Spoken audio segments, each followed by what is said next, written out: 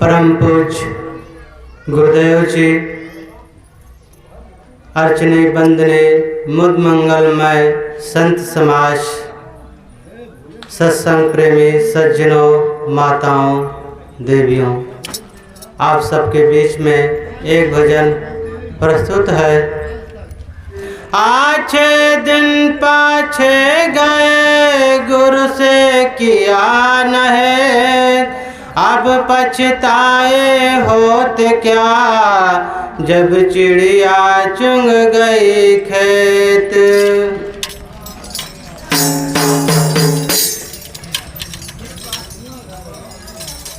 चलना है बड़ी दूर गुरु बिना पंथ न सूझे हो। चलना है बड़ी दूर गुरु बिना पंथ न सूझे हो। चलना है बड़ी दूर गुरु बिना पंथ न सूझे हो। पनिया कगल पन घटवा हो, पन घट बड़ी दूर। पनिया कगल पन घटवा हो, पन घट बड़ी दूर। पनिया कगल पन घटवा हो। भरल गयल हो छलक गए हो, बाह निर्मला नीर गुरु बिना पंथ न सूझे हो। चलना बड़े दूर गुरु बिना पंथ न सूझे हो।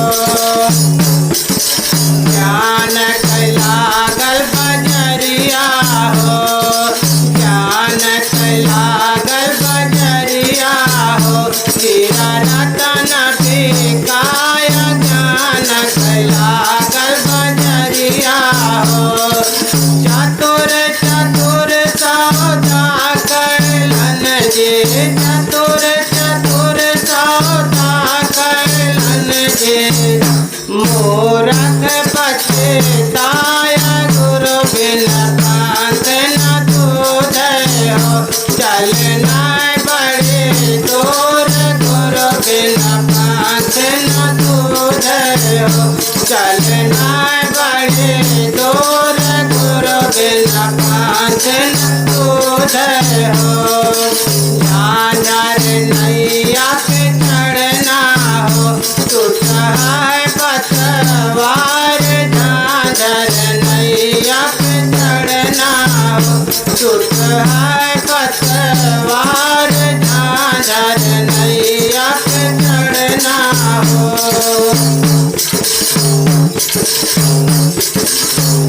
चलना बड़े दूर गुरु बिना पंथ न सूझे हो। चलना बड़े दूर गुरु बिना पंथ न सूझे हो। झांझर नैया पे चढ़ना हो, टूट है पतवार। झांझर नैया पे चढ़ना है। ओ केवन वाला हो मत वाला, केवन वाला हो मत वाला।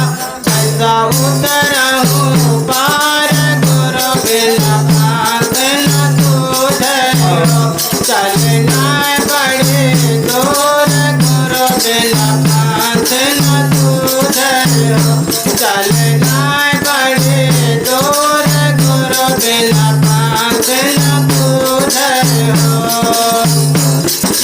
साहेब कबीर गाँव हल हो, निर्गुण टक सारे। साहेब कबीर गाँव हल हो, निर्गुण टक सारे। साहेब कबीर गाँव हल हो, सारे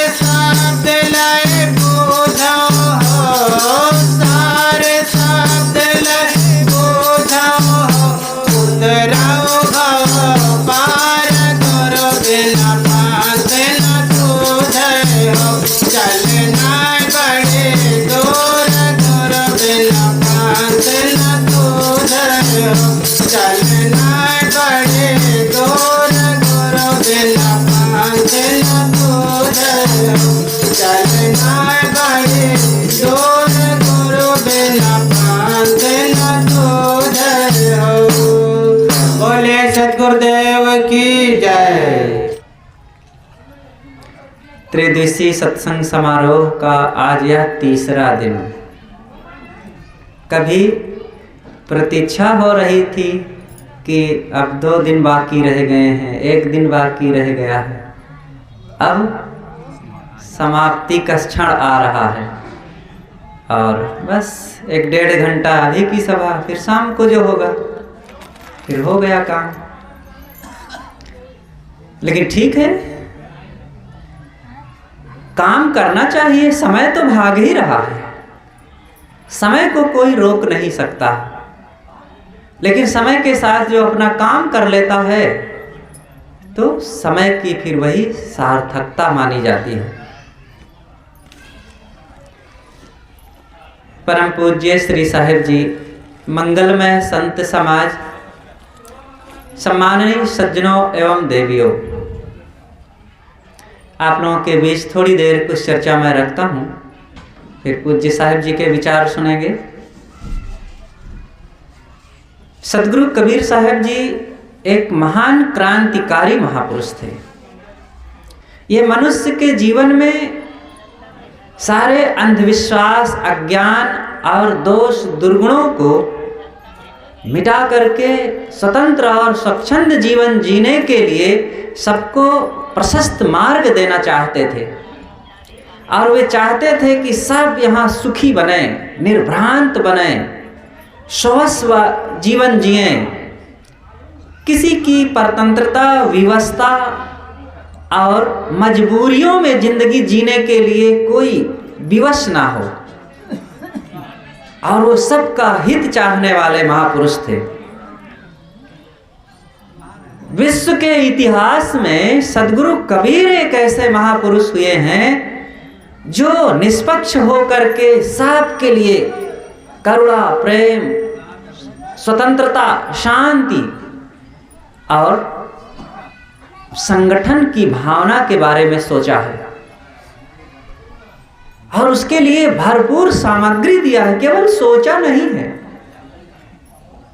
ऐसा जीवन जीने के लिए उन्होंने भरपूर सामग्री दिया, इतना दिया कि बहुत ज्यादा। और केवल दिया नहीं, स्वयं में उसको जिया भी है। वे अपने जीवन में वैसा जिए भी हैं। तो आइए उन्हीं महापुरुष की एक साखी पर थोड़ी सी चर्चा करते हैं। बीजक का ये वचन है, साहब कहते हैं, भरम का बांधा ई जग, कोई न करे विचार, एक हरि की भक्ति जाने बिना, भव बूढ़ी मुआ संसार। साहब कहते हैं कि यह संसार भरम की रस्सी से बंधा हुआ है, उससे छूटने के लिए कोई विचार नहीं करता। कारण यही है कि एक सदगुरु की भक्ति के बिना और एक आत्मज्ञान के बिना साहब इसी भवसागर में पच के मर रहे हैं। कोई इससे ऊपर नहीं हो पाता है, कोई इससे अपना उद्धार नहीं करता है। हम लोग ये काम करें, उनकी एक करुणा है। कोई भी महापुरुष यही तो कर सकते हैं। आप अपने बाल बच्चों को खिला पिला करके, बड़ा करके पढ़ा देंगे, जमीन दे देंगे, दुकान दे देंगे, और अब यही तो कहेंगे कि बेटा हमने पढ़ा दिया और घर दे दिया, जमीन दे दिया, दुकान दे दिया, अब तुम कमाओ खाओ। इतना ही तो कर सकते हैं। अब कमाने के लिए भी आप जा करके उसकी दुकान में हरदम तौल करके सामान बेचें, उसके बाद भी तो अब वो जो पैसा आएगा उसको रखना पड़ेगा, उससे अनाज खरीद के खाना पड़ेगा, बनाना पड़ेगा। आप बना के भी दे दें तो भी मुख में तो खुद डालना पड़ेगा। आप मुख में भी डाल दे तो कम से कम मुख से पेट तक तो उसको निगलना तो पड़ेगा ना, कुछ तो करना ही पड़ेगा। बिना पुरुषार्थ किए कोई भी व्यक्ति किसी भी दिशा में आगे बढ़ नहीं सकता है। सदगुरु कबीर ने यही कहा है। कि सब लोग पुरुषार्थी बने, अपने उद्धार के लिए सब लोग मेहनत करें। इस संसार में बिना मेहनत के कोई कुछ नहीं पाता है। आप लोग किसानी करते हैं, देखो कितनी मेहनत करते हैं। कोई दुकान में काम करता है, कोई व्यापार करता है। ये गृहिणी माताएं अपने घर में कितना खटती हैं। सब लोग मेहनत करते हैं तो मेहनत का वो फल सामने मिलता है। अनाज पाते हैं, रुपए पाते हैं और घर परिवार की संपन्नता बढ़ती है। बाल बच्चों के संस्कार भी अच्छे बनते हैं जब सब लोग मेहनत करते हैं तो। लेकिन इतनी मेहनत से काम नहीं बनेगा। मन को स्वस सुखी भी तो बनाना पड़ेगा। चीजें खूब हो लेकिन मन में तनाव भरा हो, उत्तेजनाएं भरी हो, मनोविकार भरे हो तो भी सुख नहीं मिलेगा। भ्रम रहित हमारा जीवन हो, सारे भ्रमों से ऊपर उठें। सतगुरु कबीर इस साखी में कहते हैं, भरम का बांधा ई जग।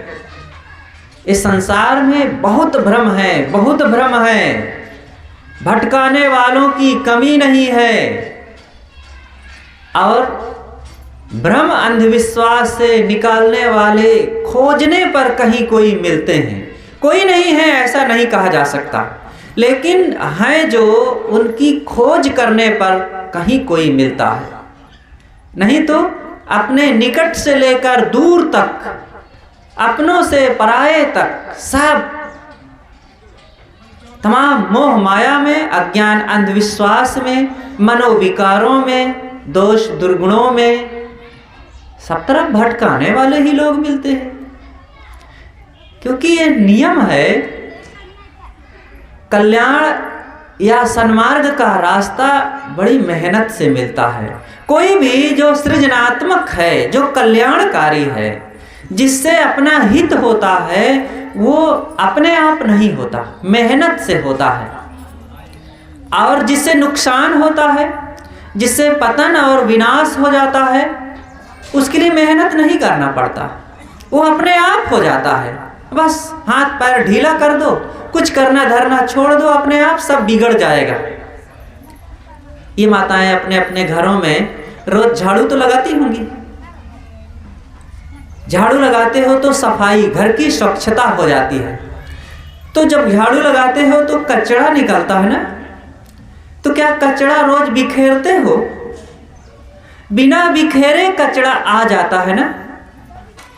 और सफाई क्या बिना झाड़ू लगाए, बिना पोछा लगाए सफाई हो जाती है? कचरा आ जाता है बिना बिखेरे, बिना मेहनत किए, और उसको भगाने के लिए मेहनत करना पड़ता है। झाड़ू लगाओ, पोछा लगाओ, धुलाई करो, तब। ऐसे आप लोग किसानी करते हैं खेत में। खेतों में अनाज पाने के लिए खेत की जुताई, मिट्टी को कोमल बना के, बीज डाल, खाद डालकर, सिंचाई करके कितनी मेहनत के बाद फसल तैयार करते हैं। जब काम की चीज लेना है तो मेहनत करना पड़ता है। अब उस खेत में मेहनत ना करें तो क्या कुछ नहीं होगा? क्या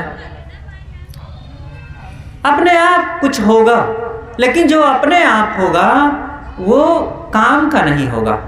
वो घास पात, खरपतवार, झाड़ झंखाड़ हो जाएगा।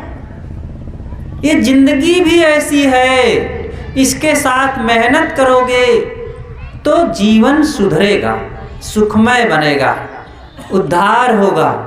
और मेहनत ना करोगे तो दोष दुर्गुण तो अपने आप आ जाएंगे। हमारे जीवन में अनेक मनोविकार, गंदी आदतें, गलत रहन सहन, खान पान, वो तो अपने आप ही आ जाएगा। इसलिए सदगुरु कहते हैं, भरम का बांधा ई जग, कोई न करे विचार। ये संसार भ्रम की रस्सी में बंधा हुआ है। सब तरफ भ्रम का तांडव फैला हुआ है। इन भ्रमों से निकले। भ्रम क्या है? भूत प्रेत यहाँ कुछ लोगों को लगते होंगे। भूत प्रेत नाम की कहीं कोई चीज नहीं है। ये मन का केवल भ्रम है कि भूत होते हैं। अगर भूत होते हैं तो कहीं मिलना चाहिए, दिखना चाहिए। आप लोग कहते हैं कि साहब हमें मिले हैं, रात में उसके साथ हल जोते हैं, पानी उलीचे हैं। केवल ये भ्रम है, कहीं कोई भूत प्रेत नहीं मिला है। अगर वे हैं तो कहाँ रहते हैं? एक छोटा से छोटा जानवर दिखाई देता है, पक्षी दिखते हैं, पशु दिखते हैं, कीड़े मकोड़े दिखते हैं, चींटी मक्खी मच्छर दिखते हैं, लेकिन भूत प्रेत अगर होते हैं तो दिखते क्यों नहीं?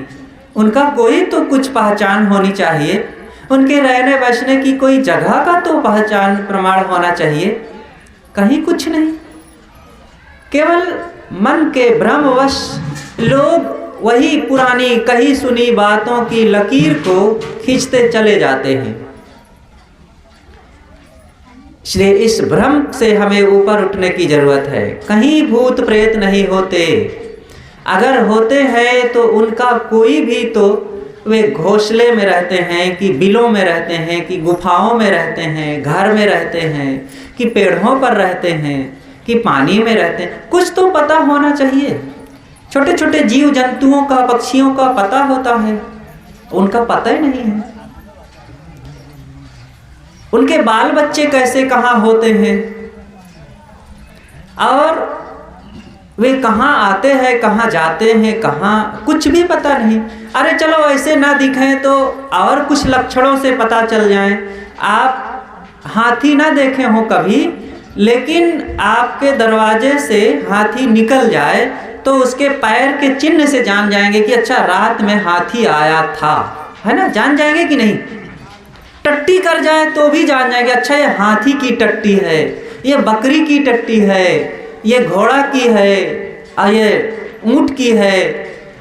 भूत प्रेत के पैर का चिन्ह तो मिलना चाहिए, कुछ उसकी टट्टी वट्टी कुछ पता चलना चाहिए। देखो नील गाय ना दिखे तो भी कहीं कहीं वो टट्टी करती हैं। आप खेतों में जंगलों में जाएं तो पता, अच्छा यहाँ नील गाय कभी आई होगी, तो उसके चिन्ह से पता चल जाता है। भूत प्रेत कहीं टट्टी भी कर गए हैं आपके आसपास गांव क्षेत्र में, कुछ भी पता नहीं।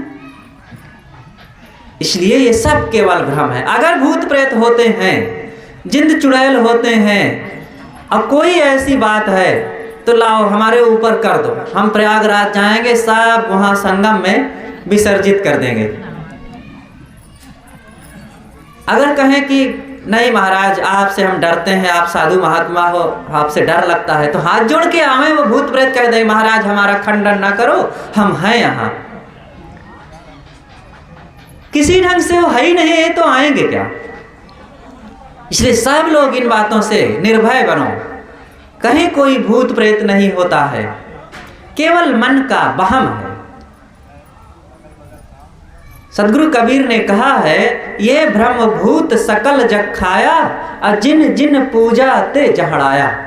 जिन जिन लोगों ने इस भ्रम में पड़ करके उसके लिए दीन लाचार बने और इधर उधर डरे, भयभीत हुए, गिड़गिड़ाए, तो उनके मन का ये भ्रम भय ही अब उनको परेशान करने लग गए। अब मान लिए फिर उनकी सनक में कहीं का कहीं कुछ का कुछ दिखने लग गए, और है वही कुछ नहीं। आप लोगों ने भी देखा होगा कई बार भ्रमवश रस्सी पड़ी थी और लगा कि अरे सांप है, अब भागे डर के मारे और गिर पड़े, चोट लग गई, और फिर कहे अरे वहां के सांप मुझे खदेड़ा था और इससे भागा और देखो चोट लग गई। तो सांप था वो। जब दिन हुआ, प्रकाश हुआ, तब देखा गया कि ना सांप था ना वो खदेड़ा। हमने झूठे भ्रमित हो करके और भागे और गिरे, चोट लग गई, हाथ पैर टूट गए। कोई सांप ने नहीं खदेड़ा, अपने मन के वहम भ्रमवश ही ये सारी समस्या आ गई थी। इसलिए इस भ्रम से निकलना चाहिए।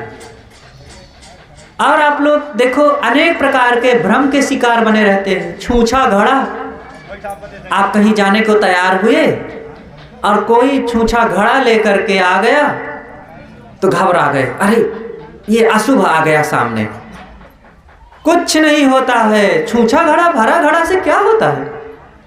अरे छूछा घड़ा लेकर के आया, अच्छी बात है, पानी भरने जा रहा था, अब वो बढ़िया भर लाएगा, घर में रखेगा, आपके पीने के उनके भी पीने के काम आएगा।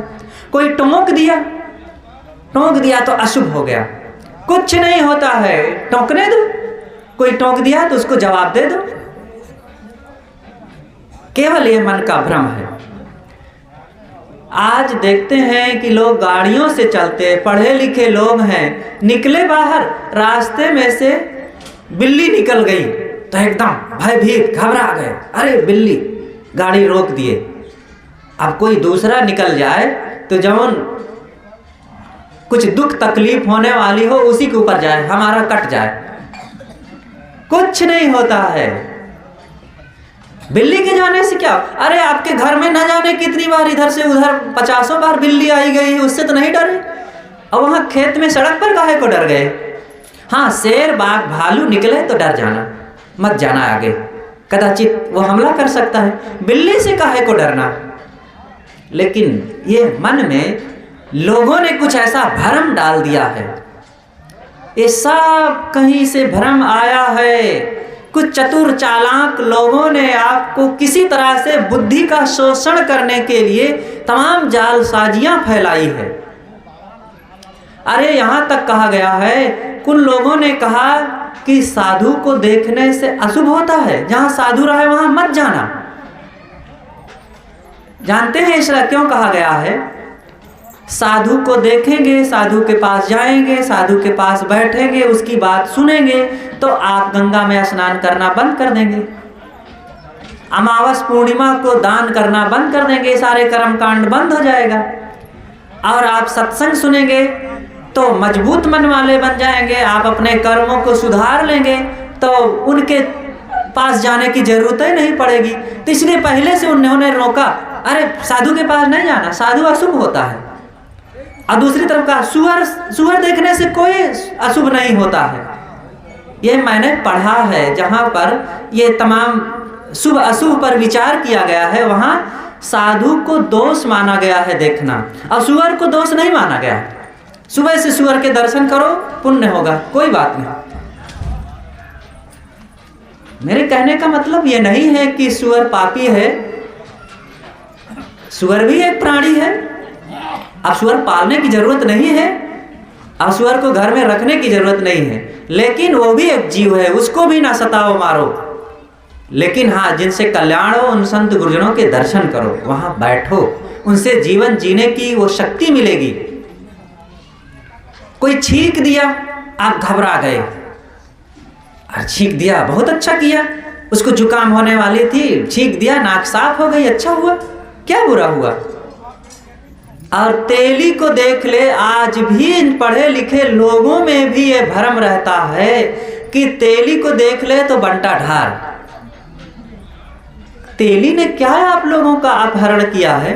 और कहते धोबी को देखे से बड़ा शुभ होता है। तेली ने क्या छीना है? धोबी ने कौन सा घूस आपको दे दिया है? उसको शुभ मान लिए, तेली को अशुभ मान लिए। दोनों शुभ हैं। और तेली तो बड़ा उपकारी है। तेली समाज ने ऐसी तिलहन वनस्पति का पता लगाया कि जिससे तेल होता है, और वो तेल पेर करके आपको दिया। उस तेल से आपने पकवान बनाया, शरीर में लगाया और अनेक काम किए, गाड़ियां चलाए। आज तो पेट्रोल और डीजल का प्रयोग होता है। पहले के ज़माने में ये एरंडी का तेल, जो एरंड होता है ना, रेडी, उसी के तेल से प्रकाश जलाया जाता था, उसी के तेल से गाड़ियां चलाई जाती थी। और पानी जो कुआं से निकाला जाता था तो तेल उसकी गरारी में डाला जाता था। बहुत काम होता था, और खाने के काम में तो लिया ही गया तेल। ऐसा गुणकारी हमारे घर का महाविज्ञान तेल है, और उस तेल को देने वाले व्यक्ति तेली समाज को हम लोगों ने अशुभ कह डाला है।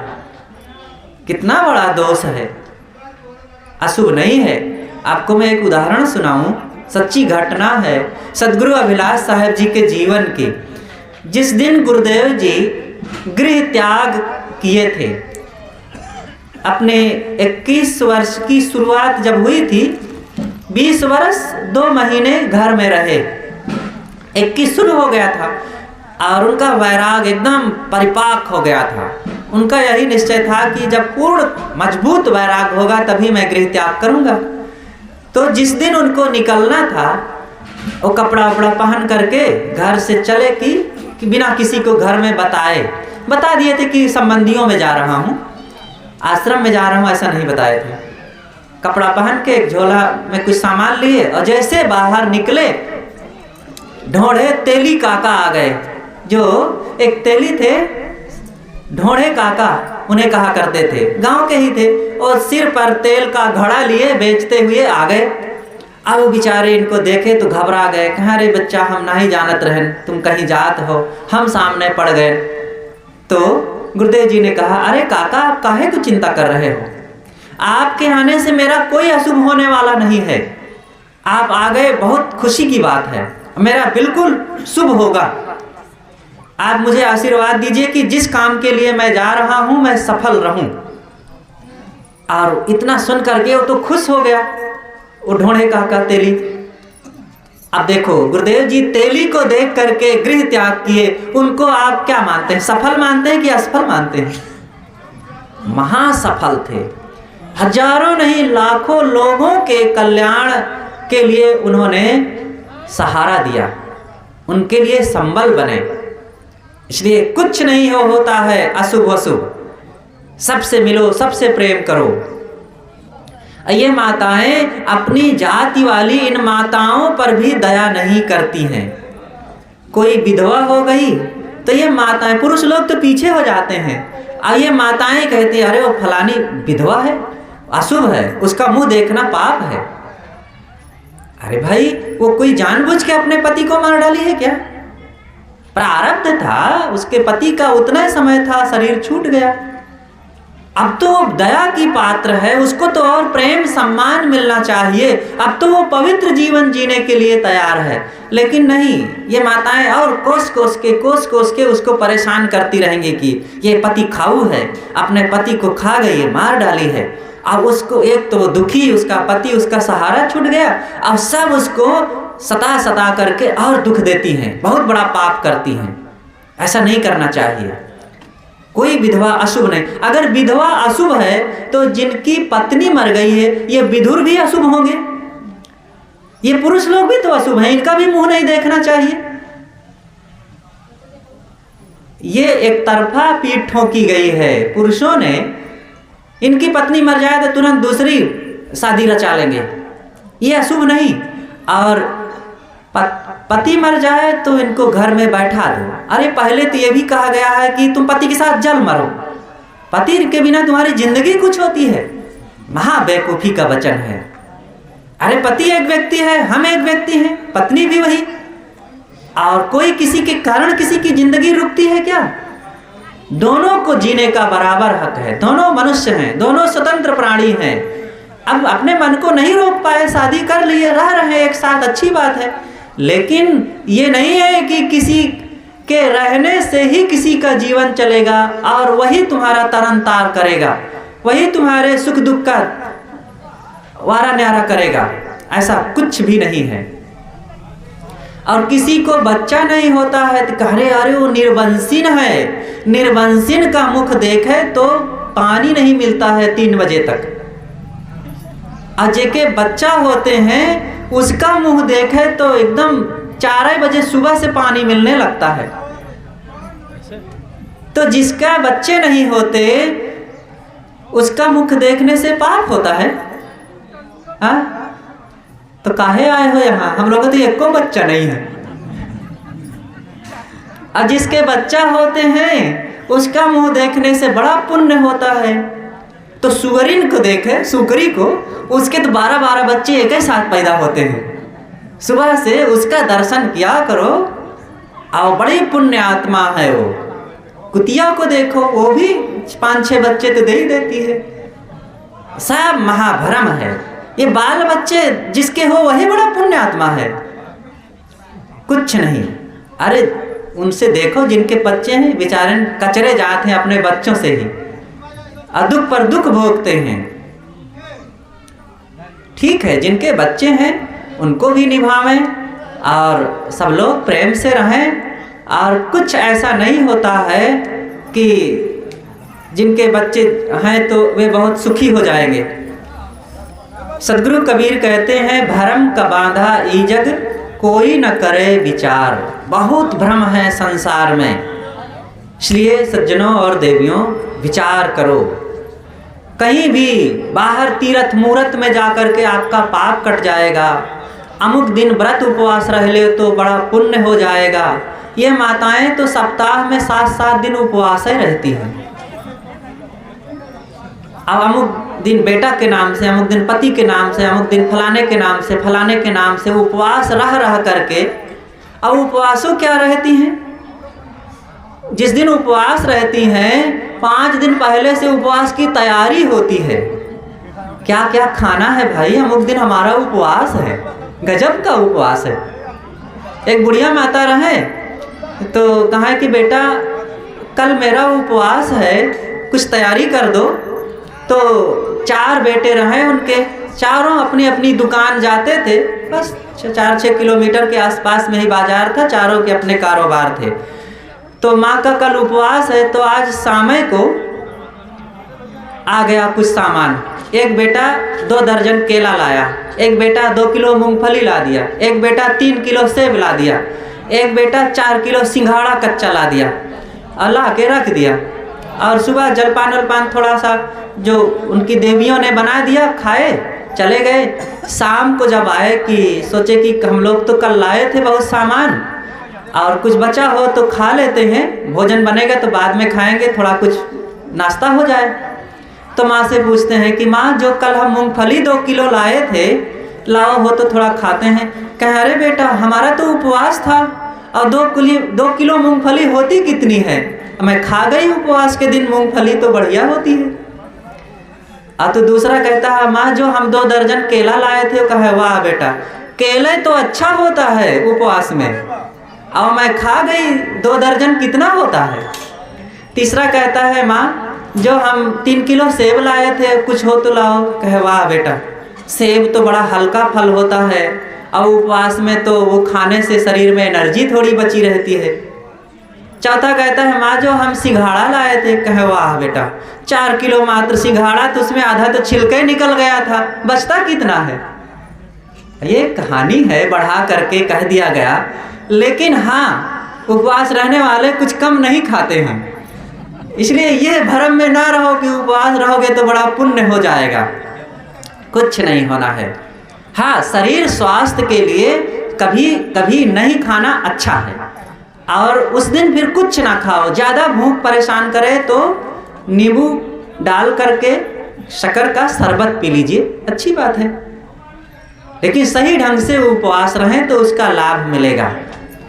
खास उपवास है कि आप यह निश्चय करो कि आज मैं क्रोध का उपवास करती हूँ, आज मैं झगड़े का उपवास करती हूँ, आज मैं किसी का दोष नहीं देखूंगी, आज मैं मौन व्रत रहूंगी, किसी से कोई ऑब्जेक्शन नहीं करूंगी। ऐसा उपवास बहुत लाभकारी होता है, इसलिए सब लोग ऐसे कुछ उपवास में रहो। सदगुरु आगे कहते हैं कि कोई न करे विचार, विचार करो, बिन विचार भटकत फिरे पकड़े शब्द की छाह। इसलिए विचारहीन व्यक्ति दर दर की ठोकरें खाता है, अपना मन से वो परेशान होता है, घर में कलह विवाद करता है, भ्रम अंधविश्वास में भटकता है। एक हरि की भक्ति जाने बिना, एक हरि की भक्ति है आत्म ज्ञान देने वाले सदगुरु की भक्ति। सदगुरु की संगत शरण में जो गया नहीं है तो उसके जीवन में यही तो रहेगा। जाको सदगुरु ना मिला व्याकुल दौं दिस धाए, आँख न सूझे बावरा घर जरे घूर बुताए। इसलिए सब लोगों को किसी एक अच्छे बोध वैराग्य साधना संपन्न सदगुरु का चुनाव करना चाहिए और उनकी शरण में जाकर के आत्मज्ञान की वो विद्या प्राप्त करना चाहिए। बिना सदगुरु के किसी के जीवन से दुख दोष विपत्ति जा नहीं सकती है। दुनिया में धन देने वाले, घर देने वाले, चीज़ें देने वाले, कपड़ा देने वाले मिल जाएंगे, पढ़ाने लिखाने वाले अंग्रेजी हिंदी गणित भी मिल जाएंगे, दवाई देने वाले मिल जाएंगे, लेकिन आपको अपने आप का बोध कराने वाले और संसार के आसक्ति, भ्रम, अज्ञान से निकाल करके आत्म शांति का वो सुराज देने वाले सद्गुरु के अलावा इस संसार में कोई नहीं है। इसलिए बड़े श्रद्धा और प्रेम के साथ सच्चे सद्गुरु की शरण में जाओ और उनसे आत्मज्ञान की विद्या प्राप्त करो। और ये बात केवल सद्गुरु कबीर ने नहीं कहा है, सभी मत पंथ के संतों महापुरुषों ने सद्गुरु की भूरी भूरी प्रशंसा किया है। और सद्गुरु निश्चित ही इस संसार में सर्वश्रेष्ठ हैं। ऐसे वैरागवान संत से बड़ी भावपूर्वक, श्रद्धापूर्वक उनके पास जाओ और उनकी सेवा, उपासना करो और फिर उनका ज्ञान ग्रहण करो। और दूसरा हरि है आत्मा, सबके अंदर में वो बैठा है। बाहर का सद्गुरु भीतर के सद्गुरु को बताएगा। सबके अंदर में देखो, आपके अंदर सद्गुरु है। जब आप कुछ करने चलते हैं तो बताता है अंदर का अंतरात्मा, ये करो, ये ना करो। ये कहाँ से ध्वनि आ रही है? जब आप किसी को दुख देने के लिए चले, किसी को कष्ट देने के लिए चले, कुछ भी करने चलते हैं, ये सत्संग में आने का जब सोचे तो एक मन ने कहा अरे छोड़ो, कल तो गए थे, आज ना चलो, आज ये काम है, वो काम है। अंदर वाला एक जो असद्गुरु है, भ्रामक अंदर का मन है, वो कहता है ना जाओ। लेकिन अंदर में जो विवेक है, विवेक ही सद्गुरु है। वो विवेक अंदर से प्रकट होता है, नहीं चलो, फिर पता नहीं कब संत मिलेंगे, तो चल करके उनसे सीखें, सुने। तो उसने कहा आप आ गए। तो इसलिए उस आत्म तत्व को, आत्मज्ञान को बताने के लिए किसी बाहरी सद्गुरु की जरूरत होती है। तो हम सब लोग सारे भ्रम से निकलकर विचार के रास्ते में चलते हुए आत्मज्ञान को समझें, और इसके लिए सद्गुरु संतों की संगत की बड़ी ज़रूरत है।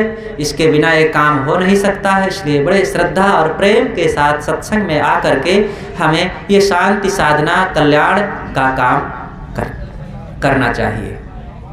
बस हम अपनी बातों को यहीं पर समाप्त करते हैं। और हमारे बीच परम पूज्य श्रद्धेय संत श्री विकास साहेब जी विराजमान हैं। आपसे करबद्ध निवेदन है कि अपने गंभीर विचारों से हम सबको कृतार्थ करने की कृपा करें। बोलिए सद्गुरुदेव की जय। मंच पर विराजमान वीतराग ज्ञान वैराग्य ग्रहणी संपन्न पूज्य साहेब जी, वंदनीय संत समाज, श्रद्धा और भक्ति से भरे हुए भक्त सज्जनों, ममता की मूर्ति माँ बहनों, त्रिदिवसीय कार्यक्रम का ये तीसरा दिन की पहली सभा है और अंतिम सभा। शाम को जैसा भी मौका होगा। ये कार्यक्रम अभी 12:30 बजे तक चलेगा। पूज्य साहेब जी के सुंदर विचार श्रवण करने को मिलेंगे। उनके पहले मैं थोड़ा सा निवेदन कर लूं। सद्गुरु कबीर कहते हैं, अपना निर्देश और संदेश हम सबके बीच में देते हैं। सद्गुरु वचन सुनो हो संतो, मत लीजिए सिर भार। हो हुजूर ठाड़ कहत हो, अब तय संभर संभार। सद्गुरु के वचन को, वाणी को, ज्ञान को सुनो। ऐ संतों सज्जनों, सद्गुरु के वचन को सुनो। मत लीजिए सिर भार। सिर का भार मत बनाओ। तमाम मान्यताओं में इधर उधर के जंजाल में फंस करके सिर का बोझा मत बनाओ। हो हुजूर ठाड़ कहत हो। वो कहते हैं प्रत्यक्ष तुम हुजूर हो, मालिक हो, परमात्मा हो, जिसको खोज रहे हो, जिसके बिना आप दुखी हैं, वो तुम स्वयं हो। बस क्या करना, अब तय संभर संभार, स्वयं अपने आप को संभलो और संभालो दूसरों को के लिए भी। संभलने और संभालने की बात साहब कहते हैं, क्योंकि यहाँ दोनों शक्तियाँ मनुष्य को हैं। स्वयं सुधर सकता है, दूसरों के लिए भी सुधरने का संदेश दे सकता है, सहयोग कर सकता है। दोनों ही धर्म है, सुधरे और सुधारे, यही जीवन के बहुत बड़े कर्तव्य हैं, धर्म हैं।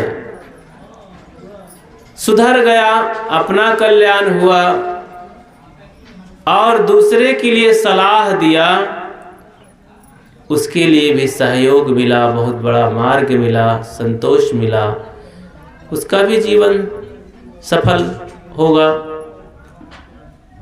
तो सद्गुरु कहते हैं, संतों गुरुजनों की बातों को सुनो, ध्यान से सुनो और आचरण करो। आप कहीं भी अपने प्रेमी नेमियों में, रिलेशन में जाते हैं, रिश्तेदारियों में, वहाँ आप जाकर के आपको भोजन मिलता है, सम्मान मिलता है, बिस्तर सोने के लिए बढ़िया से मिल जाता है।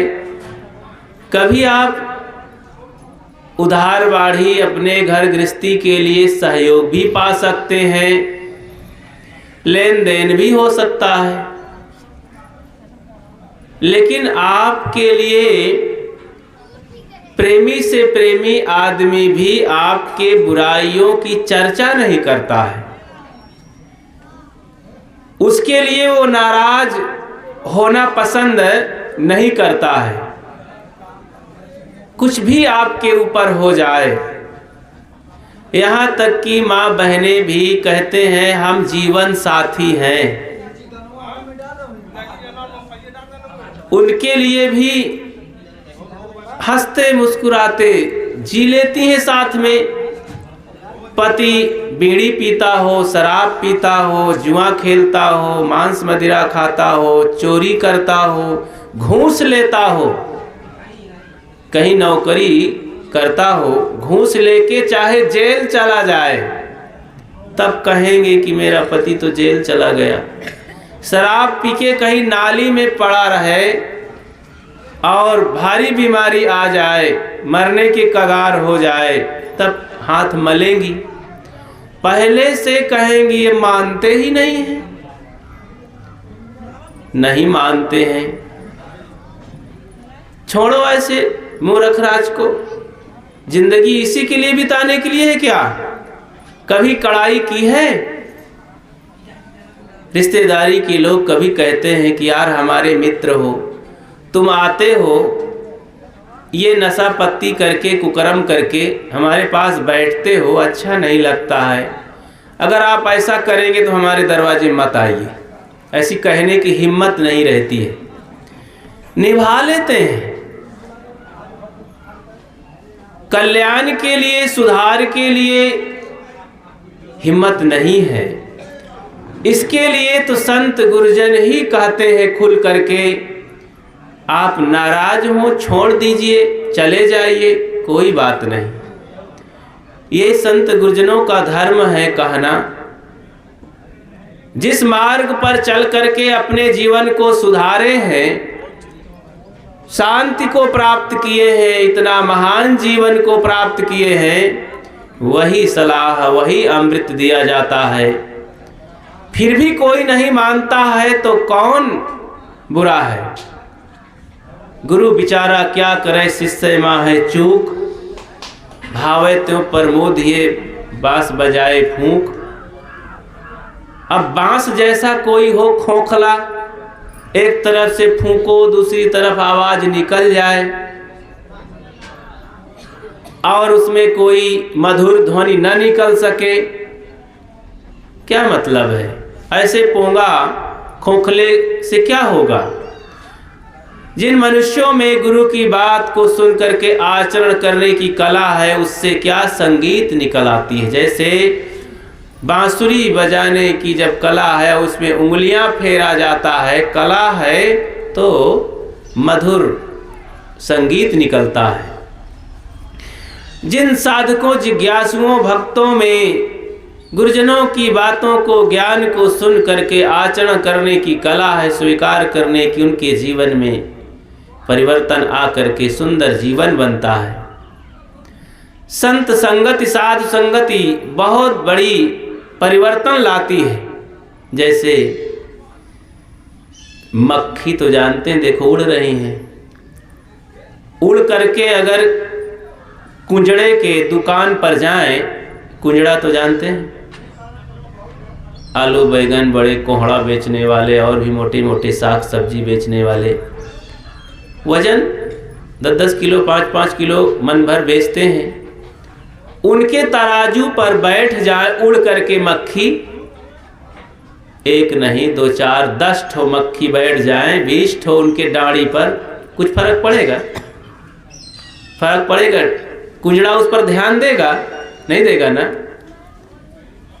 शायद वही मक्खियां उड़ के सोनार के यहाँ चली जाएं, एक रत्ती सोना तौल रहा हो और एक मक्खी उड़ के बैठ जाए उसकी डाढ़ी पर, कांटा पर, तो कितना फर्क पड़ जाएगा? फर्क पड़ेगा कि नहीं? सोनार क्षमा करेगा? उड़ा देगा, उसे सहन नहीं होगा, क्योंकि वो मक्खी 10-20 हजार का घाटा करा देगी। इधर उधर अगर एक रत्ती 2 रत्ती हो गया सोना तो नुकसान हो जाएगा, ग्राहक का हो चाहे सोनार का हो। शायद हीरे की दुकान में जाकर मक्खी बैठ जाए उसके व्यापारी के कांटे में, तब तो बहुत बड़ा लाखों का घाटा करा सकती है कि मक्खी। मतलब मक्खी की कीमत जब सोनार की डाढ़ी में बैठ गई तो मक्खी की कीमत बहुत बड़ी हो गई, 10 हजार की कीमत हो गई। कुंजड़े की डाढ़ी में बैठी तो 1 पैसा की नहीं हुई, और जब हीरे की दुकान में जाकर मक्खी बैठ गई तो हो सकता है वो हजारों में, लाखों में उसकी गिनती हो जाए। ऐसे ही हम सामान्य तमाम दुर्गुण दुराचारियों के पास जाकर बैठ करके हमारी कीमत बढ़ नहीं सकती है इस संसार में। जैसे के तैसे रह जाएंगे, कोई परिवर्तन जीवन में होने वाला नहीं है। जीवन में जब परिवर्तन नहीं आया तो क्या फायदा जिंदगी जीने से? बदलना चाहिए। जीवन में सफाई स्वच्छता की ओर, निरंतर शांति की ओर, सद्गुण की कमाई करके हम कल्याण सामग्री के धनी बनना चाहिए, संपदाशाली बनना चाहिए। दैवी संपदा गीता में लक्षण बताए गए हैं, लेकिन गीता के अध्येताओं, पाठकों और प्रेमियों से, गीता में हाथ रखकर कसम खाने वालों से पूछा जाए, उनके जाओ देखो उनकी जिंदगी को, अंधविश्वास भ्रम से लीपा पोती से जीवन भरा है, लेकिन सद्गुण की संपत्ति से भरा है क्या? जबकि उसमें बताया गया है कि 26 प्रकार की दैवी संपदा के लक्षण होते हैं, उनको कमाओ। उसी को संत समेट करके कहते हैं अष्ट महा सद्गुणों को कमाओ। दया, क्षमा, शील, संतोष, धैर्य, विचार, विवेक, भक्ति, ये अष्ट महा सद्गुण हैं। इनको कमा लेने से दैवी संपदा आ जाती है, और जिसके पास दैवी संपदा है तो क्या पूछना, आसुरी संपदा निकल के भागती है और जीवन पवित्र हो जाता है। जीवन को शुद्ध बनाने की का समय है, ये जीवन है, बहुत कीमती जीवन है। सद्गुरु बचन सुनो हो संतो, मत लीजिए सिर भार। सद्गुरु संतों के वचन प्रेम से आकर के बैठो, विनम्र हो करके ग्रहण करो, सुनो। जहाँ धीर गंभीर अति निश्चल, तहाँ उठ मिलहु कबीरा। सद्गुरु कहते हैं, अय मेरे भाइयों, दीन लाचार सज्जनों, सद्गुरु संतों के पास जा करके, जहाँ धीर गंभीर पुरुष है, विवेकवान पुरुष है, ज्ञान ध्यान को अपने जीवन में उतार करके शांत का जीवन जीते हैं, ऐसे पवित्र आत्माओं के पास जाकर बैठो, उनके ज्ञान ध्यान को सुनो, उनके दर्शन करो, जीवन में बड़ा परिवर्तन आएगा। तिनको चरणोदक सही तिनको महाप्रसाद, तिनको दर्शन नित्य सही जिनकी मिटी उपाद। हर जगह न्याय के वचन है, निर्णय वचन जिसे कहते हैं। हर वचन लिखा जो होता है सब सही नहीं होता है। जो चमकता है अधिक वो सोना नहीं होता, चमक पर मरने वालों को अधिक रोना होता है। जो सब चमके तो सब सोने नहीं हो जाता है। पीतल भी बहुत चमकता है, नकली सोना आजकल खूब चल पड़ा है। माताएं नकली सोना ही बहुत पहन लेती, कभी कभी चोर लोग धोखा खा जाते हैं। तो ऐसे ही नकली लोग बहुत चमकते हैं बाहर और खूब पुजवा करके समाज को बेवकूफ बनाते हैं। सच्चे संत गुरजन पुजवाने की भूख प्यास नहीं रखते हैं, सहज जीवन जी करके सहज प्रेरणा देते हैं। हाँ, करुणा से विह्वल हो करके लोगों से कहते हैं, आग्रह करते हैं, निवेदन करते हैं कि मेरे भाइयों जागो। सद्गुरु कबीर की वाणी क्या कहना, वो तो पितामहों के पितामह हैं। माता पिता का उदाहरण दिया जाता है कि संत माता पिता होते हैं। अरे माता पिता क्या, ये शरीर का जन्म दे दिए, कुछ खाने पीने जीने की बात बता दिए, शादी ब्याह कर दिए, इससे कहीं कोई बंधन कटने वाला है? ठीक है, जीवन निर्वाह कर लो, ये तो पशु पक्षी भी कर लेते हैं।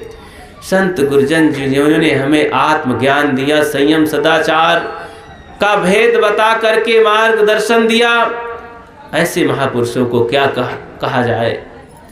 अद्भुत ज्ञान है उनका। वे कहते हैं दादा भाई बाप के लेखे चरण हुई हो बंदा, अब की पुरिया जो निर्वार सोजन सदा आनंदा। ये शरीर मानव तन रूपी पुड़िया का जो अब की बार कोई निर्वार करेगा वो सदा आनंद से रहेगा। अब ऐसे आदमी मेरी बात मान ले तो मैं उन्हें जानते हो, उन्हें मैं अपना पिता मान लूँ, अपना भाई मान लूँ, अपना मित्र मान लूँ, तो मैं उन्हें कहने के लिए तैयार हूँ। जैसे आप लोग कभी कभी अपने बच्चों से कहते हैं, और शादी के समय तो सभी करते हैं, अपनी बेटी का पैर छू करके कहते हैं, ऐ बेटी ससुराल में जाना, हमारी इज्जत को बनाए रखना, ठीक ढंग से जीना खाना रहना, मान मर्यादा का ध्यान रखना। दोनों पक्षों को माता पिता बड़े होकर के भी अपने बच्चों का ही पैर छूकर कहते हैं, एक विनम्रता पेश करते हैं ताकि बच्चे भी शर्म के मारे झुक करके सदा याद रखें। ऐसे भी संत गुरजन विनम्रता से कहते हैं, मेरे भाइयों कब तक दुख में पड़े रहोगे, कब तक इस संसार शरीर नरक में पड़े रहोगे, सब कुछ गंदा जीवन जीते रहोगे। जागो उठो उससे भागो, बचो, बच करके जिंदगी जियो। इतना बेशकीमती जिंदगी पा करके भी कैसा जीवन बिगड़ता चला जा रहा है। अगर हम सावधान न हुए, संतों की बात को मान करके विचार विवेक करके जीवन की कला नहीं सीखे तो जिंदगी से हमको कुछ मिलने वाला नहीं। हाँ, मिलेगा तो बहुत बुरा मिलेगा। संसार में हंसेंगे लोग और हम पछताते पछताते मर जाएंगे। जैसे एक उदाहरण सुना दूं, बिना ढंग जीवन जीने का ढंग जाने, जीवन जीने की कला बिना जाने, कैसे ये जिंदगी समाप्त होकर के हंसी का पात्र आदमी बनता है, निंदा का पात्र बनता है। एक उदाहरण से समझे।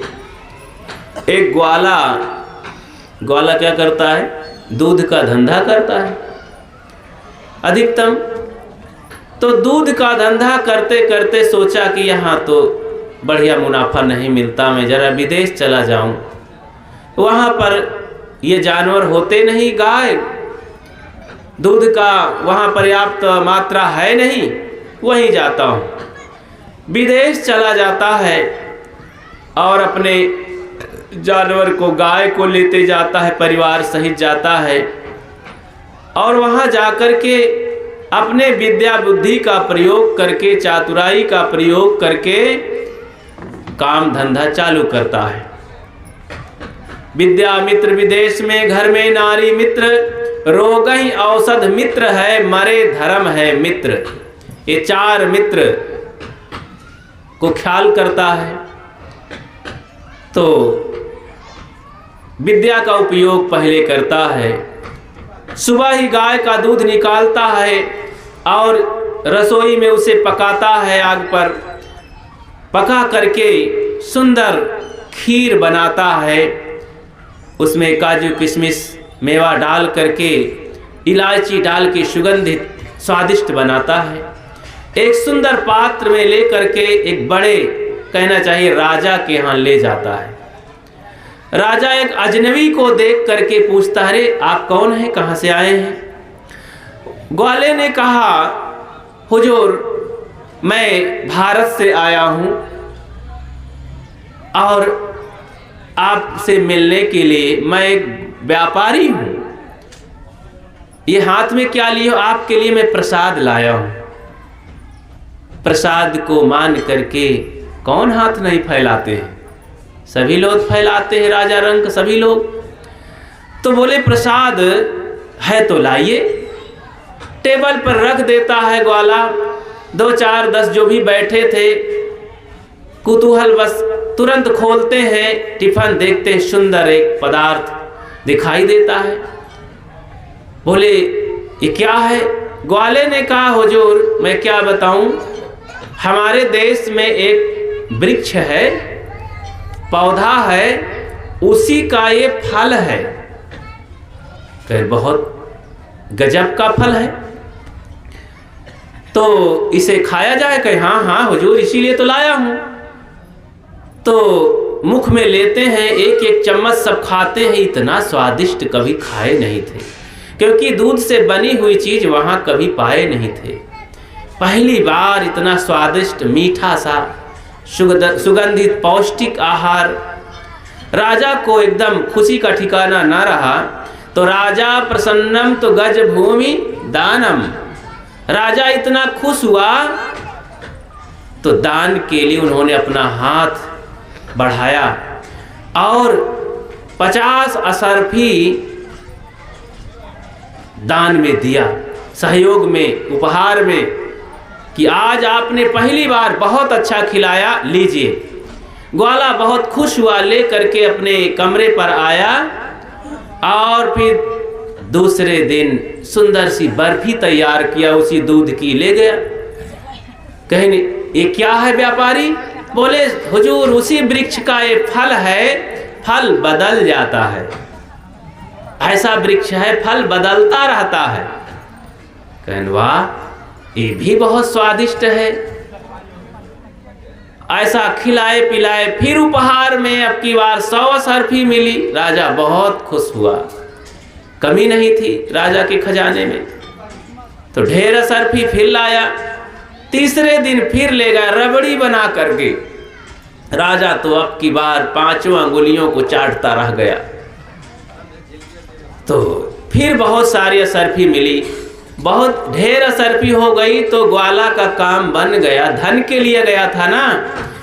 जिस उद्देश्य से आदमी परदेश जाता है, कमा करके तुरंत अपने देश को लौटता है, ये नियम है, क्योंकि परदेश में कभी सुख नहीं मिलता है।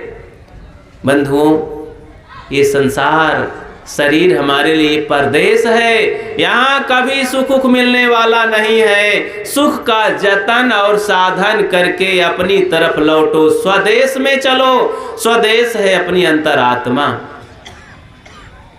विदेश संसार में कभी सुख नहीं मिलने वाला, इसलिए स्वदेश में चलो। जीते जी संत गुरुजनों से ज्ञान प्राप्त करके और सुख शांति को प्राप्त हो। अपने में सुख मिलता है, स्व में स्वबस्ता, पर में परवस्ता। स्व अपनी आत्मा को कहते हैं, पर संसार को कहते हैं, पराये को। तो अपने देश के लिए ग्वाला कहता, हुजूर मैं तो जाऊंगा, कहने एक बात है, उस वृक्ष को यहीं छोड़े जाओ और उसका फल जो भी गिरेगा मिलेगा, हम खाते रहेंगे। ग्वाला भी सोचा कि मुझे क्या करना है, छोड़ देता हूं। वो चलता फिरता वृक्ष गाय छोड़ देता है। चार दीवारी ऐसे थी, वहीं पर छोड़ दिया। बड़ी बड़ी घास थी, दिन भर घास गाय चरती रही। राजा को परवाह नहीं, ग्वाला चला गया। समुद्र के किनारे बंदरगाह में इंतजार कर रहा था पार होने के लिए समुद्र। तब तक में राजा शाम हुई कहता, देखो भाई कोई फल गिरा हुआ है, शाम को भी थोड़ा नाश्ता किया जाए। सिपाही पात्र लेकर जब जाता है तो वहाँ मैदान में कोई फल दिखाई नहीं देता, केवल घास दिखाई देती है। इंतजार करते करते तमाम तरह की बातें हो रही हैं सिपाही के मन में, नौकर के, कि अब यहाँ तो कोई है नहीं, हम तो नौकर हैं, राजा मुझे क्या बता दिया, ये तो वृक्ष कोई फल गिराया नहीं। तब तक में गाय पेशाब करने लगी। तो सोचा, ओ हो यही फल है, लगता है फल बदल गया है, क्योंकि ग्वाला ने बताया फल बदलते रहते हैं। तुरंत बाल्टी नीचे किया और भर गया 2 किलो। बार बार देख रहा था कि ये तो लगता है बिना दूध की चाय। चलो हमको क्या करना है, ये राजा का माल टाल है, उन्हीं को दिया जाए। राजा के पास ले गए। वो भी कहीं विचित्र है यार, इसकी गंध भी बढ़ी है, क्योंकि इलायची नहीं पड़ी थी लगता है। तो कहीं चखा जाए इसका स्वाद कैसे है। 3-4 आइटम बहुत खाए थे, तो स्वादिष्ट इतना कभी खाए नहीं थे। ये फल बदल गया है, एक आइटम है, कैसा है।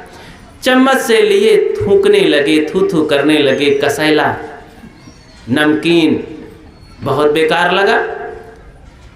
कहीं इसकी बदबू आ रही, ठीक नहीं है, हटाओ, दूसरा कोई फल मिले तो लाना। दूसरे दिन फिर वही हाल। सुबह का समय था, 2 टाइम का दूध इकट्ठा था गाय के पास, लेकिन अब कोई दुहने वाला नहीं, क्योंकि ढंग मालूम नहीं है, तरीका नहीं मालूम। फिर बाल्टी लेकर पहुंचा। आज गाय परेशान थी, अब की बार गोबर करने लगी। तो सोचा फल फिर बदल गया, अब बदल गया ना आइटम, तो सोचा चलो एक ठोस है, गीला है, ले चलते हैं। बाल्टी में फिर ले लिया, राजा के पास जाकर टेबल में रखा। हुजूर यही फल गिरा। कहीं ये भी फल बड़ा गड़बड़ लगता है, लगता सड़ गया है ये फल। चखने का प्रयास किए लेकिन फेंक दिए, हटाओ ये बहुत बुरा लग रहा है। राजा को क्रोध आया, कहीं पकड़ो उस बदमाश को, हमने कितना उपहार दिया खुशी से, अब हमारे साथ धोखा करके जा रहा है। सिपाही दौड़े, राजा को, ग्वाले को वापस पकड़ करके लाए। राजा ने कहा, धोखेबाज कहीं के, तो हमारे साथ छल करके कैसे जा सकते हो अपने देश। ग्वाले ने कहा, नहीं हुजूर, मैं ऐसा नहीं करता हूँ, धर्म प्रधान देश से आया हूँ, मैं जिस फल का वृक्ष खिलाता था वही वृक्ष छोड़ के गया हूँ, कहीं फिर हमको तो यही मिला। ग्वाला समझ गया कि राजा तो मल मूत्र ही पाया। कहीं हुजूर वो फल नहीं था, कहीं फिर क्या, कहीं मेरा ये वृक्ष कभी गलत नहीं करता है, कहीं मेरे सामने निकाल करके फल तोड़ कर दिखाओ। तो ग्वाला सहलाता है, गाय की पीठ को झाड़ता है, गाय प्रसन्न होती है। बाल्टी लेकर ग्वाला दूध निकालता है, 1 बाल्टी दूध 8 लीटर भर जाती है। राजा को देखकर आश्चर्य रहता है, अरे कैसे हुआ। कहीं हुजूर ये तरीका है, ढंग है, कोई काम ढंग से करो तो अच्छा होता है। तो मैंने दूध निकालने का, फल तोड़ने का ढंग मुझे मालूम है, आपको पता नहीं। तो कहीं हम क्या पाए थे फिर।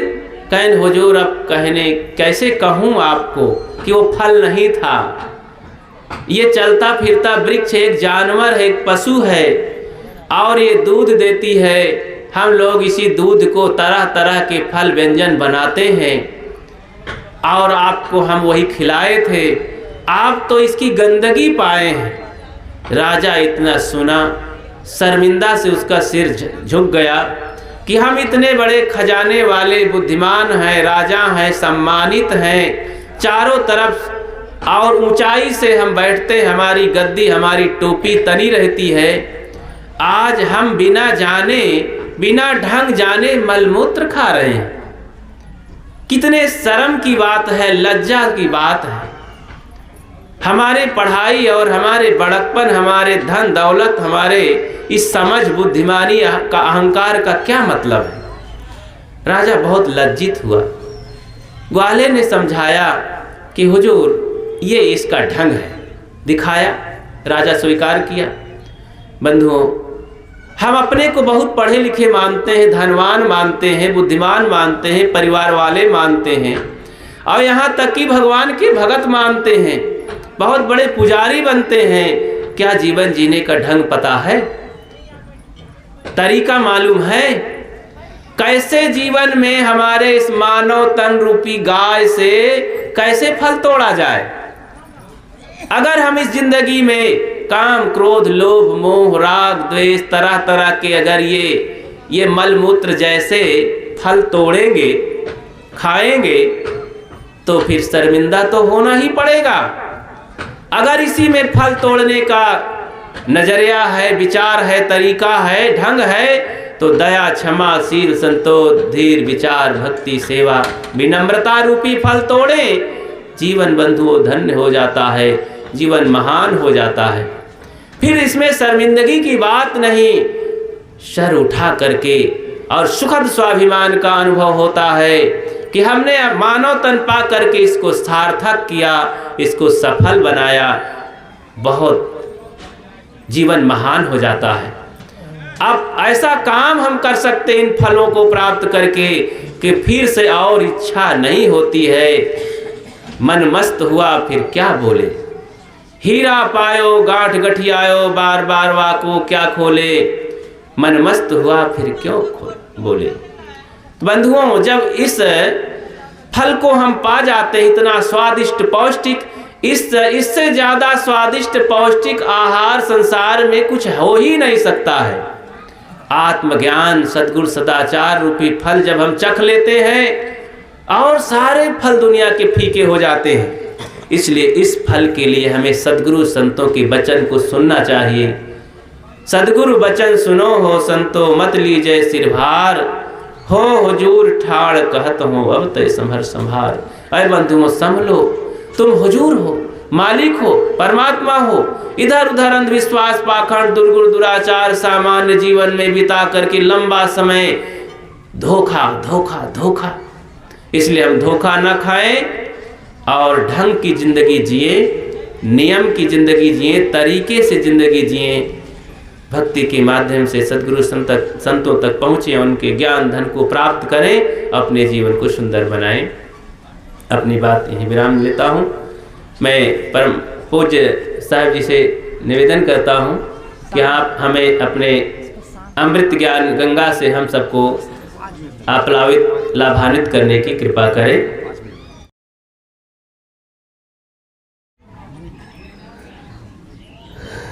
इस गरिमा में सत्संग समारोह के समाहार बेला पर मंच पर उपस्थित सभी श्रद्धेय पूज्य संतजन, इस पावन पंडाल में श्रद्धा और भक्ति के अनुराग के साथ ज्ञान की सरणी में गोता लगाने की इच्छा से पधारे हुए सभी मुमुक्षुजन, श्रद्धा और भक्ति की साक्षात प्रतिमूर्ति देवियों, अभी अभी अनेक विषयों पर कबीर साहब का जो चिंतन है, उनके कई आयाम हैं। कई पहलू हैं। उन सारे पहलुओं पर आपने विस्तार से सुना। एक जो सबसे महत्वपूर्ण बात है वो ये है कि भारत में ज्ञान का अथाह भंडार है। वैदिक ऋषियों की निश्चल सूक्तियां हैं। उपनिषदों में जो अद्भुत सांकेतिकता मिलती है, बौद्धों का विलक्षण मनोवैज्ञानिक विश्लेषण है, आचार्य शंकर का विस्मय विमुखकारी दर्शन है, अनेक परंपराओं के मनीषी हैं। उनका चिंतन, दर्शन, ज्ञान, जो मीमांसा के ग्रंथ हैं, सब में ज्ञान की अगाध राशि है। आप सभी जानते भी हैं। इन सब के बीच में कबीर इतने महान और इतने मूल्यवान क्यों हैं, ये समझने की बात है। वेदों को पढ़ेंगे, इतना अलंकारिक ढंग से ऋषि अपनी बात कहते हैं। उपनिषदों को पढ़िए, आप विमुग्ध हुए बिना नहीं रह सकते। परंतु मध्यकाल में कबीर कुछ ऐसा कहते हैं जहां लगता है कि सब उनके सामने अपना मूल्य और अर्थ खो देते हैं। खोते नहीं है, मैं कह रहा हूं, उसका बहुत अर्थ मूल्य है। परंतु कबीर का जो विराट चिंतन है, इस देश को जब वो धर्म संचेतना से समुत्तेजित कर रहे थे, संदर्शित कर रहे थे, लोग बड़ी श्रद्धा से उनकी तरफ आशा भरी निगाहों से देख रहे थे।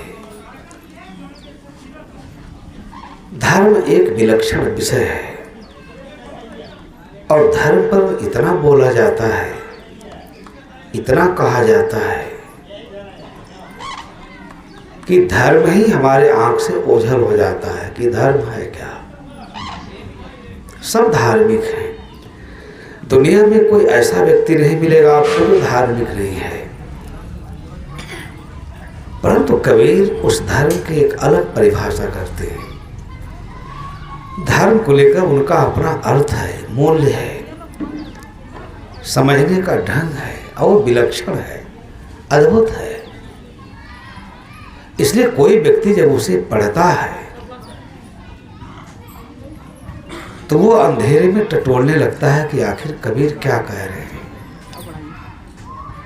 किसी को वो नहीं बख्श रहे हैं।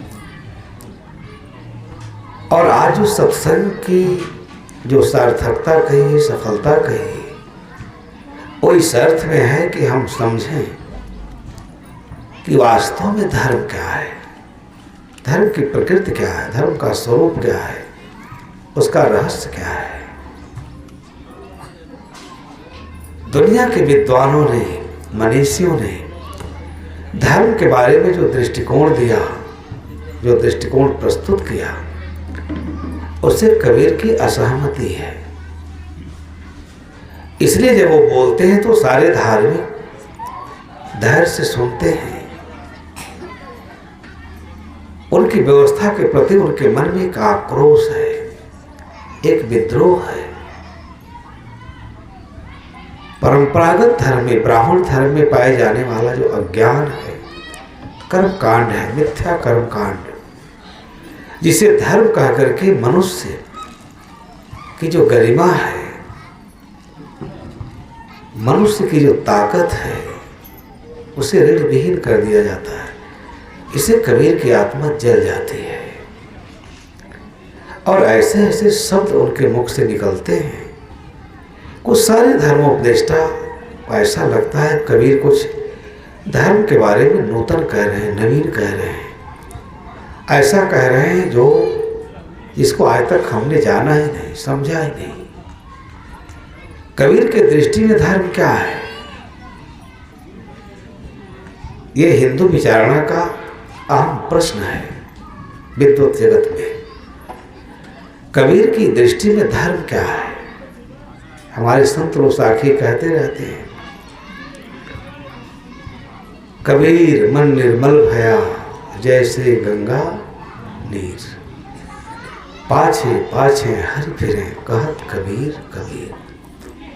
ये साखी नहीं है, उनका व्यापक और विलक्षण दर्शन है।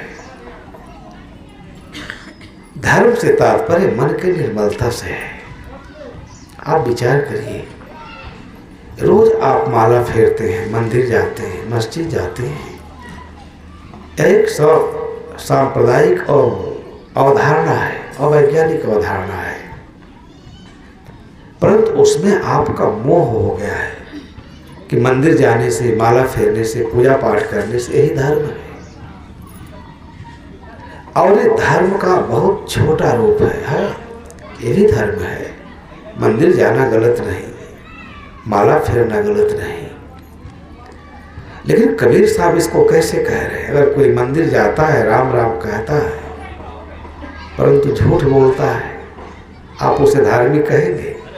राम राम तो कहता है, मंदिर तो जाता है, आपके मन में अश्रद्धा उत्पन्न हो जाएगी। कोई नियम से नमाज अदा करता है लेकिन वो बकरा काटता है, आप उसे धार्मिक कहेंगे? नहीं कह सकते। इसलिए कबीर के दृष्टि में ये धर्म नहीं है, ये सांप्रदायिक और वैज्ञानिक मनोव्यवस्था है। इसका धर्म से कोई बहुत मतलब नहीं है। इस सांप्रदायिक एक व्यवस्था है, पूजा पाठ, मंदिर जाना, मस्जिद जाना, इससे धर्म का कोई लेना देना नहीं है। एक उपासना पद्धति है, पूजा पद्धति है, परंतु ये धर्म नहीं है। आदमी किसी धर्म को मानता हो, दुनिया के किसी धर्म को मानता हो, मंदिर जाता हो, मस्जिद जाता हो, ईसा मूसा मोहम्मद की परंपरा का हो, परंतु उसका मन निर्मल न हो, आप उसे धार्मिक कहेंगे? और मन की निर्मलता के लिए मंदिर जाने की भी कोई आवश्यकता नहीं, आपका मन यही निर्मल हो सकता है। उसके लिए अच्छे विचारों में, हमें अच्छे विचारों में विचरण करने की आवश्यकता है। इसलिए धर्म का तात्पर्य, अगर मन निर्मल नहीं है तो पंडित भी बेकार, मन निर्मल नहीं है तो जो हाजी कहते हैं, हमारे यहाँ तो धर्म का इतना विकृत रूप है, बड़ा अफसोस होता है, इसे कैसे धर्म कहा जाए। कबीर साहब ने कहा, गाय बधेते तोरु कहे इनते वह क्या छोटे, अकहीं कबीर सुना हो संतों कल में ब्राह्मण खोटे। ये का आक्रोश है, क्योंकि ब्राह्मण का भी मन निर्मल नहीं है, काजी का भी मन निर्मल नहीं है। जितने धर्मोपदेष्टा हैं, इनके पास मन की निर्मलता का कोई साधन नहीं है। और मन निर्मल करने के लिए मस्जिद की आवश्यकता नहीं है। जहाँ मन निर्मल हो जाए वही सबसे बड़ा धर्म स्थल है। ये कबीर की दृष्टि थी और इसलिए दुनिया ने उन्हें सराहा, उनके प्रति बहुत आत्मीयता प्रकट की। कबीर किसी और धर्म की बात कर रहे थे।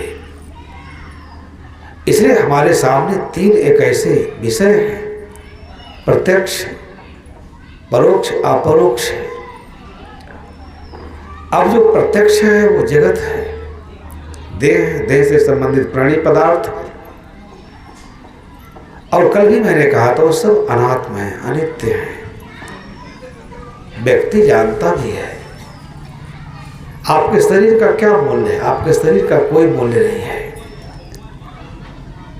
इसमें जो अपरोक्ष चेतना एक द्रव्य है उसका मूल्य है, परंतु जीवन भर आदमी देह भाव में ही भूला रहता है, मन और इंद्रियों को संतुष्ट करने में लगा रहता है। ये कितनी विकृति है, इसलिए उसका मन निर्मल नहीं हो पाता।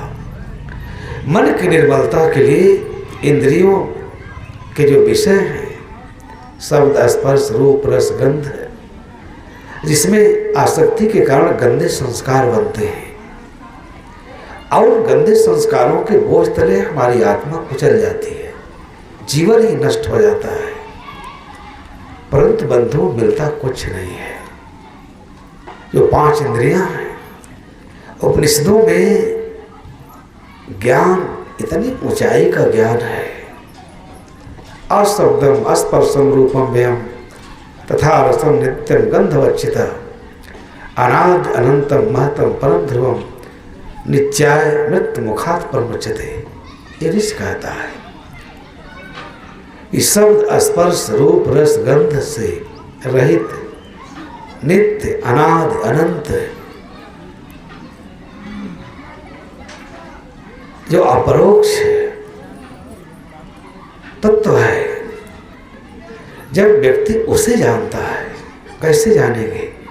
आप तो इंद्रियों को संतुष्ट करने में लगे रहे। इंद्रियों की भूख इतनी प्रबल है, रात दिन आप उसे संतुष्ट करते हैं। और इंद्रियां चाहती क्या है? भोगों के लिए उन्मत्त है, व्याकुल है। आपका मन निर्मल कैसे होगा? मन की निर्मलता के लिए इन विषयों से जो 5 ज्ञानेंद्रियां हैं, अब 5 ज्ञानेंद्रियों के जो 5 विषय हैं, शब्द स्पर्श रूप रसगंध, इससे ऊपर उठे बिना मन कहाँ निर्मल होगा? थोड़ा देर के लिए आप इससे उठ भी जाते हैं, साधु महात्मा घर द्वार माता पिता धन दौलत सबका परित्याग कर भी देते हैं, तो पुरुष कल्पना में उलझ जाती है।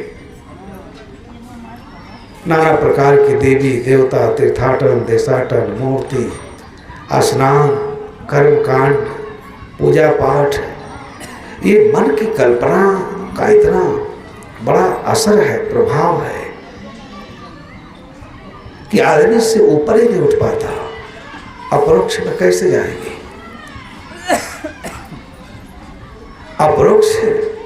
अपरोक्ष में आप तब जाएंगे जब मन इंद्रियों के विषयों से ऊपर उठे, कल्पनातीत हो जाए, संकल्प शून्यता की स्थिति आ जाए,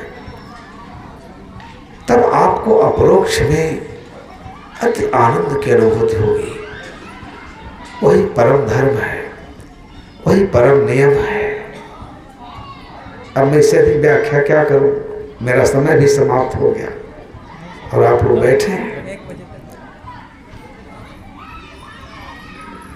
क्योंकि समय की मर्यादा का भी ध्यान रखना चाहिए। अनुशासन, आपको पूजा पाठ करना, क्या क्या करना है, लेकिन धर्म पर बोलना जरूरी है। 3 दिनों पर से धर्म पर कोई सार्थक चर्चा नहीं हुई।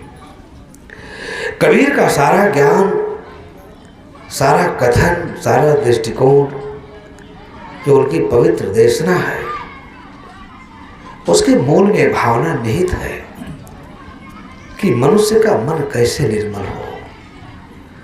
क्योंकि सारा अनर्थ, सारा अपकार, अपसंस्कृत कर्म मनुष्य इसलिए करता है, मंदिर भी जाता है, पूजा पाठ भी करता है, सब कुछ करता है, परंतु उसका मन ठीक नहीं होता। और इसलिए पूजा पाठ, ध्यान, स्मरण, कर्मकांड, यहाँ तो इतना दुखद स्थिति है कि जीवन में अमन चैन सुख शांति के लिए आदमी, धर्मों ने ऐसी व्यवस्था की, संप्रदायों ने, कि हम अनेक मूक पशुओं को हत्या करके, खून खराबा करके और अपने लिए सुख की कामना करते हैं। ये कहाँ संभव है? किसी की हत्या करके, निर्ममता से हत्या करके, नृशंस हत्या करके, पाप करके, कल्पना का इतना बड़ा वितंडावाद है। इसलिए कबीर को पढ़िए, उनका जो चिंतन है एक एक साखियों में, क्या जोड़े क्या छोड़िए, थोड़े जीवन काज, छाड़ छाड़ सब जात हैं, देह गेह धन राज। ये साखी नहीं है, इसके बिना आपका मन निर्मल हो ही नहीं सकता। कैसे आप निर्मल करेंगे? लोग सुन लेते हैं यहाँ वहाँ की बात, कहते हैं कथा सुन लेंगे तो निर्मल हो जाएंगे, सत्संग सुन लेंगे तो निर्मल हो जाएंगे। आप यहाँ बैठे हो और आपके मन में विकार भरा हुआ है, तो क्या यहाँ बैठना सार्थक है? ये बड़ा गूढ़ चीज़ है सत्संग। ये किसी अन्य संप्रदाय का सत्संग नहीं है। कबीर ने मोक्ष को नीलाम की बोली पर नहीं चढ़ाया, पाप के विरेचन के लिए कोई सस्ता नुस्खा नहीं बिताया। वो आपके अंदर अंतः प्रज्ञा जागृत करना चाहते हैं, आपकी कुंठित चेतना को, प्रसुप्त चेतना को वो जगाना चाहते हैं। मुड़ करके देखो कौन निर्मल करेगा।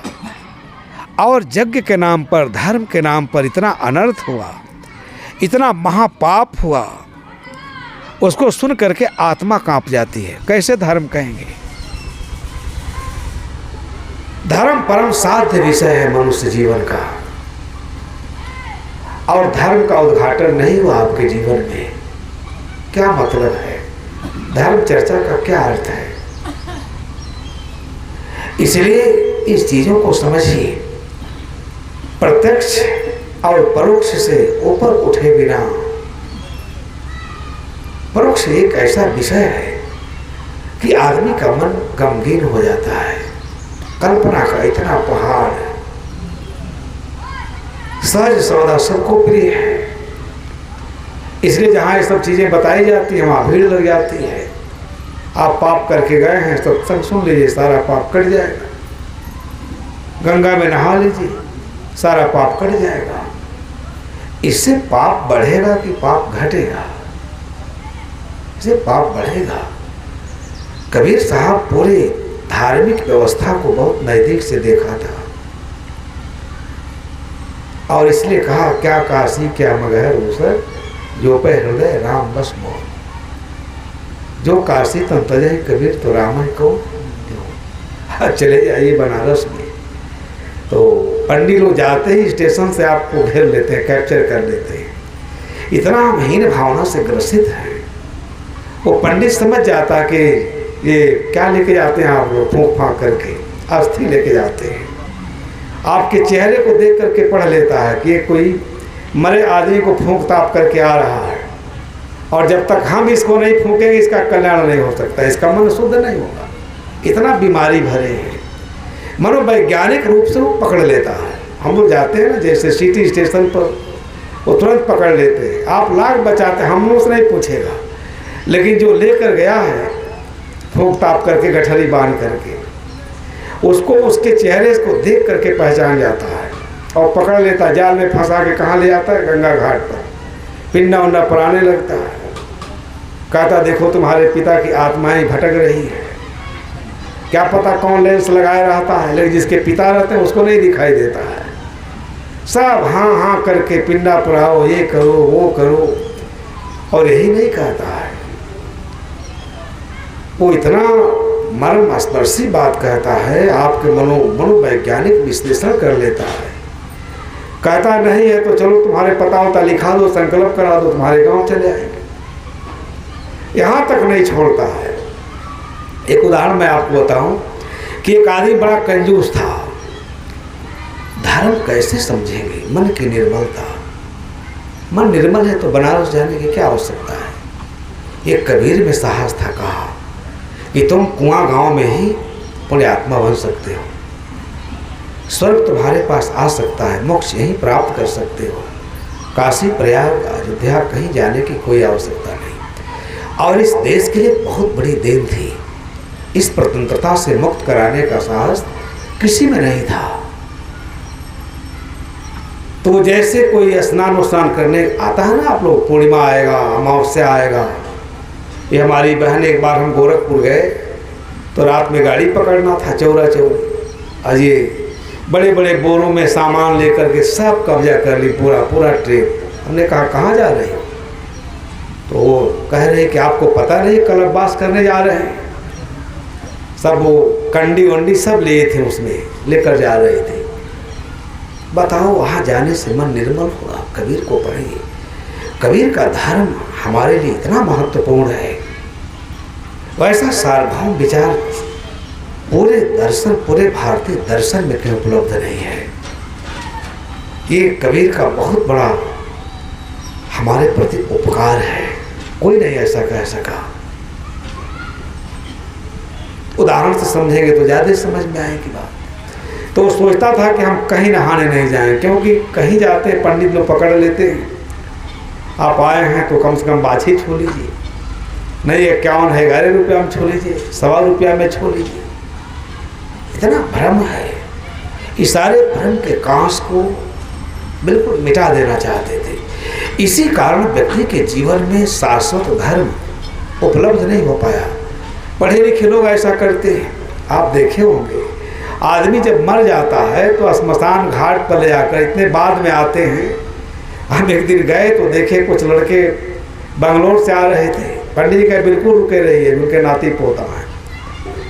वो सब आए तो सब उनसे बछिया छुआए उनसे, अरे जो है नहीं उसको क्या छुआ, उसको तो कम से कम बकस दो, है ये नहीं मर गया उसको बाछी छुआ रहा, और कम से कम 11-12 हज़ार रुपया उसको 10 मिनट में हो गया। इतना विकृति है धर्म के क्षेत्र में। तो और बहुत चालाक आदमी था, तो उसकी पत्नी डांटने लगी, अभागा कहीं का, इतना धन है दौलत है, तुम 10 रुपया दान नहीं देते हो, अरे आए तो कम से कम जाओ नहाओ। उसने किसी को दिया ही नहीं था। ये देना आज उपलब्ध नहीं होगा, ये सारी पूर्व जन्मों के उपार्जित संस्कार है। समय नहीं रहे, आपको दृष्टांत में बताता कि किसी के पास देखेंगे बहुत है, अरबों खरब है, पान खा के थूक देगा, शराब पिएगा, होटल में जाएगा, जुआ खेलेगा, परंतु धर्मार्थ कार्य में 2 रुपया नहीं खर्च कर सकता, क्योंकि उसके अंदर वो भाव ही नहीं, कैसे करेगा, आज अचानक थोड़ी बन जाएगा। इसलिए सत्संग कोई मन के चित्तलास का विषय नहीं है। बड़ी कहानी सुनने के बाद गया नहाने, दिया कभी था नहीं, कहा घाट पर नहाएंगे तो पंडित जी देख लेंगे, तो भाग के किनारे चला गया। एक बरगद का पेड़ था, कहा किनारे नहा लेंगे, लेकिन पंडित की दृष्टि तो बड़ी पैनी होती है। वो कहा एक तो ये जजमान कभी आता नहीं, इतना बड़ा सेठ, आज आया भी तो उधर जा रहा है, और धीरे धीरे अपनी बच्चियाँ लेके वहाँ पहुँच गया। कहा आया नहीं, आया है तो इसको छोड़ना नहीं है। तो वहाँ गया, कहा जजमान अरे आप बताइए कितने वर्षों के बाद तो स्नान करने आए, ब्राह्मण देवता को कुछ दान नहीं दिया, बताइए नहाने का क्या फल है, कोई मतलब है? वो भी छिप के नहा रहे हैं। तो बिल्कुल ताला उलाट दिया, कहा महाराज कुछ लाए ही नहीं, कुछ है ही नहीं। पंडित और चाना, कहा इससे क्या फर्क पड़ता है, सब हम संकल्प करा देते हैं, आपके घर आ जाएंगे, सब दे देना, 2-1 महीने के बाद आ जाएंगे। अब तो जाल में फंस गया। कहा चलो यहाँ से पिंड छुड़ाओ, खूब संकल्प कराया उसको, पिंडा परा करके लगभग 10-11 हज़ार का कर्जा कर दिया। कहा जाओ जजमान, हम आएंगे किसी दिन घर पर, आपके ले लेंगे। अरे आपका आना निरर्थक हो जाता अगर ये काम नहीं करते, पिंडा नहीं पराते, स्नान नहीं करते। ये धर्म है, धर्म कितना विकृत है।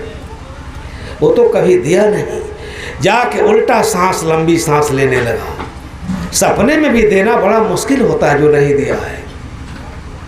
अब इसको तो पंडित बेचैन कि हमारा 11,000 रुपया डूब रहा है। वो 8वें दिन पहुंच गया सेठ जी के यहाँ, सेठानी घर में थी। हाल चाल पूछा, भाई कहाँ से आए हैं, क्या बात करे, पूछो मत, इतने बड़े सेठ ऐसे चले गए नहाने, 11,000 रुपये का संकल्प कर दिया, पिंडा परा दिया, कहाँ है सेठ जी? अब पंडित पत्नी तो एकदम आग बबूला हो गई, कहीं बताइए इतना ही दरिद्र आदमी है, कम से कम पैसा लेके गया होता। ब्राह्मण को बिना दिए कर्जा लेके घर चलाया, घर में इतना धन धान्य भरा हुआ है। जाती अंदर डांटती है कि क्या करके आया, 10-11 हज़ार रुपया, अरे 10 रुपया कहीं बच्चियाँ छू लिए होते, ये कैसा कर्जा करके आए हैं? सेठ कहता है चुप चुप चुप, जाओ कह दो बहुत बीमार है। जाके कहती है वो तो बहुत बीमार है महाराज, लंबी सांस ले रहे हैं। वो कहा देखो हम बिल्कुल खाली हैं, हम जाके डॉक्टर को बुला के ला रहे हैं, उसकी बीमारी ठीक करा देंगे, आप सबसे बच जाएंगे, पंडित से नहीं बच सकते। पंडित से तात्पर्य दुनिया के धार्मिकों से है। अब कहा तो और गड़बड़ हुआ, वो तो गए डॉक्टर बुलाने के लिए। अब डॉक्टर बुला के लेके आता है, वो तो कहने वाले बड़े लंबी कहते हैं, थोड़े में आप लोगों को बता देते हैं, समय नहीं है। कहा नहीं। जब डॉक्टर कहा चलो हम आ रहे हैं, फिर पंडित जी आ गए, जा कहते हैं तो डॉक्टर सब आ रहे हैं, बताइए कहाँ हैं? तो उसने कहा मूर्ख कही कि जाके कह दो कि बिल्कुल मर गया है ही नहीं है। जा कहती है पंडित जी क्या पता कैसा आपका बताइए दान लेके आया संकल्प करके, हमारा पति इतना बेहुदा है, उसका प्रायश्चित लग गया, देखिए वो तो मर गया। पंडित कहे मर गया, अरे चलो मर गया तो इसको हम मरने के बाद बाछी वछी अग्नि उग्नि दिला के जाएंगे, हम तो आए हैं इसी काम के लिए, छोड़ेंगे नहीं उसको, जाएंगे नहीं हम, चलो सब लकड़ी लौना इकट्ठा करो, घाट पर ले चलो, हम पूरा उसका काम करा के जाएंगे और जान बचा। अब क्या करें, अब पत्नी दहाड़ दहाड़ के रो रही है फर्जी। उसने कहा कि तुम खूब रो ताकि पंडित यहाँ से चला जाए, और हम लंबी सांस टांग ले रहे हैं, पंडित आएगा देखेगा मरा हुआ, 11,000 रुपया हम लोग का बच जाएगा।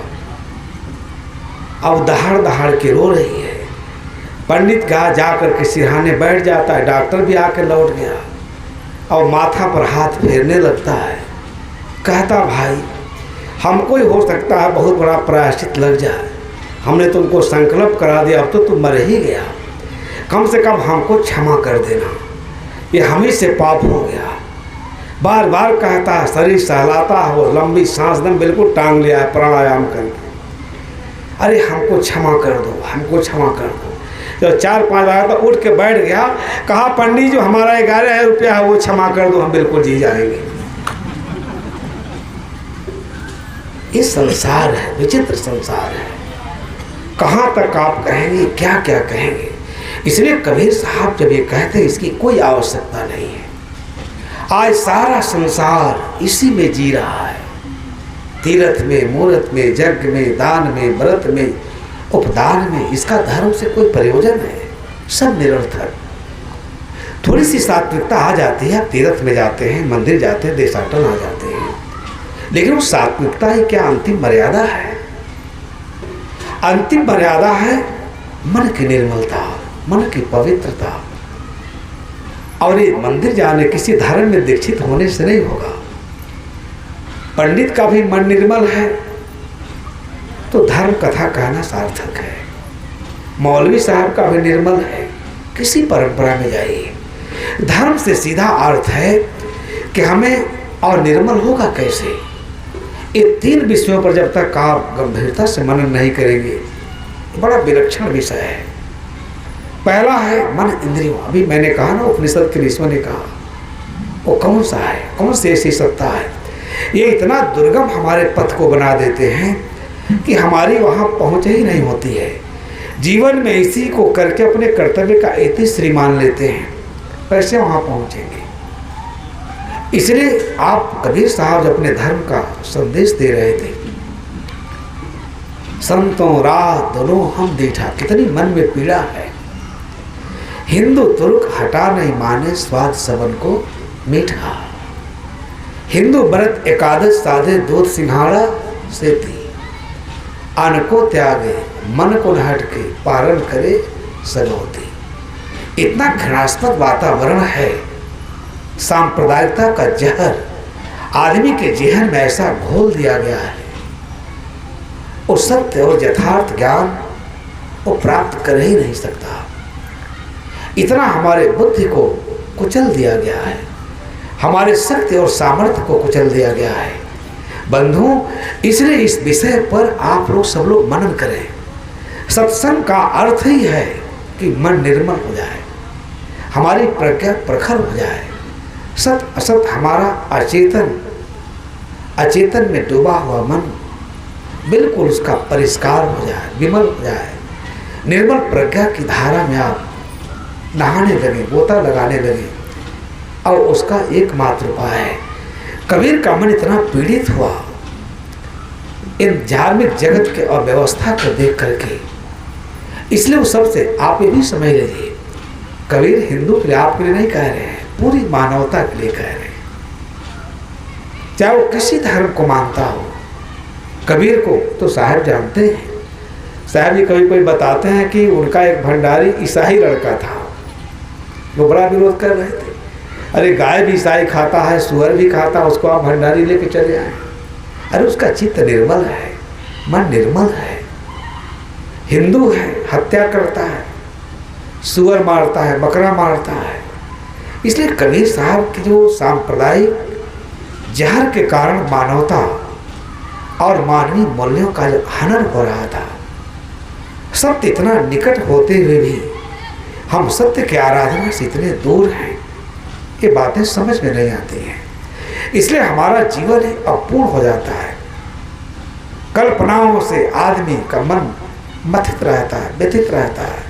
नित्य कल्पना कर करके आकाश में देख देख जी अचरज होई, यह पद बूझे बिरला कोई, धरती उलट आकाश से जाए चिमटी के मुख। जब कबीर साहब को पढ़ते हैं तो बड़े बड़े मनीषा के मूर्धन्य विद्वान भी ये हमारा जो नग्न चित्र उपस्थित किया कि धरती तल का मानव इसी के पास सब कुछ है, परंतु ये उससे तृप्त नहीं है। तृप्त स्वरूप इसका परोक्ष अपरोक्ष आत्मा है, परंतु इतना विडंबना में पड़ गया। इसलिए तथागत बुद्ध ने कहा कि 4 प्रकार के ध्यान, इससे विवेक और विचार के द्वारा अपने मन के भावों को सुलझाया जाता है। शांति और एकाग्रता से स्वयं को जानने की कोशिश की जाती है। दुख और सुख दोनों से अलिप्त रहने की भावना का विकास किया जाता है। ये परम धर्म है। यह काम किए बिना कोई धार्मिक नहीं हो सकता, कोई पवित्र नहीं हो सकता, कोई पुण्यात्मा नहीं हो सकता, कोई निर्मल नहीं हो सकता। हमारी गति ही बड़ी विलक्षण है।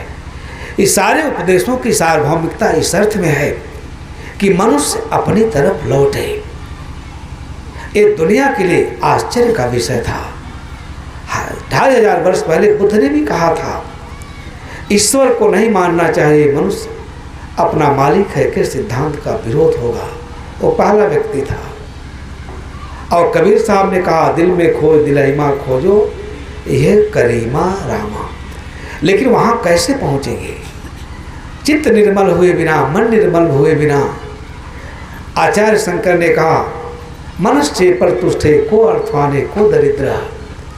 सार्वभौम बात सब कहते हैं। गोस्वामी जी भी कहते हैं, अस प्रभु हृदय अछत अभिकारी, सकल जीव जग दीन दुखारी। जो परम तत्व है, दिव्य तत्व है, परम सत्ता है, वहां तक आदमी नहीं पहुंच पाता है, क्योंकि नाना प्रकार का उपक्रम, इतना पाखंड है। उस पाखंड में ही हम अपने जीवन को खो देते हैं।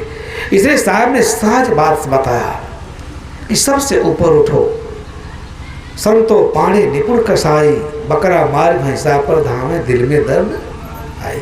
आप विश्वास करते हैं बकरा काटने से, भैंसा काटने से, अरे तो चित्त मन तो और गंदा हो जाएगा और प्रदूषित हो जाएगा, उससे आप निर्मल कैसे होंगे? लोग मांसाहार करते हैं। धर्म के नाम पर इतनी विकृतियाँ थी इस देश में। ब्राह्मण धर्म में, प्रचलित धर्म में पाया जाने वाला अज्ञान इतना प्रबलतम रूप में मनुष्य के हृदय और मस्तिष्क को आच्छादित किए हुए था।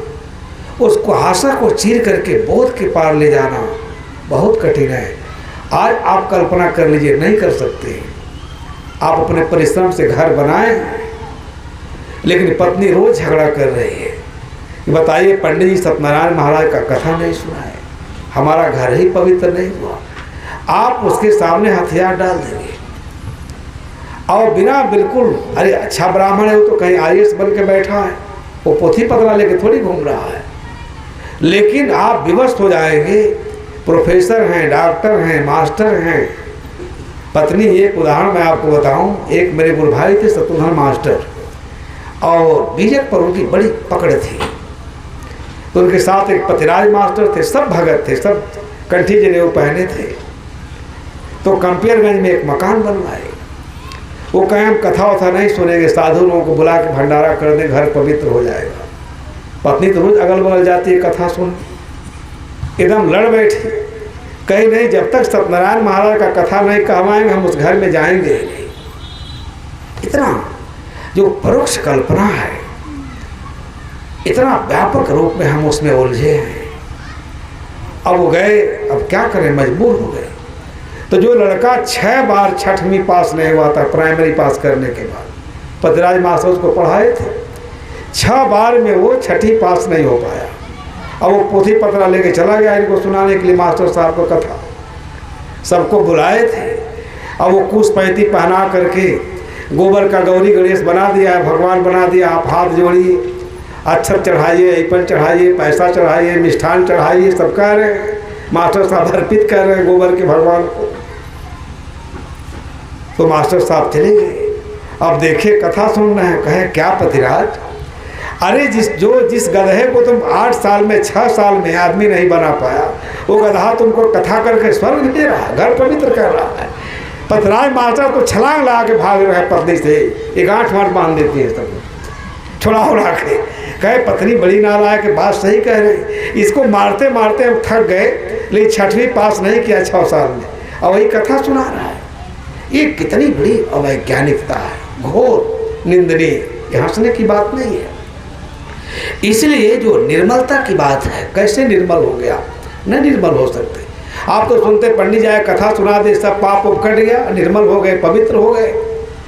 इससे पवित्रता नहीं आएगी, इससे बहुत ऊपर उठने की जरूरत है।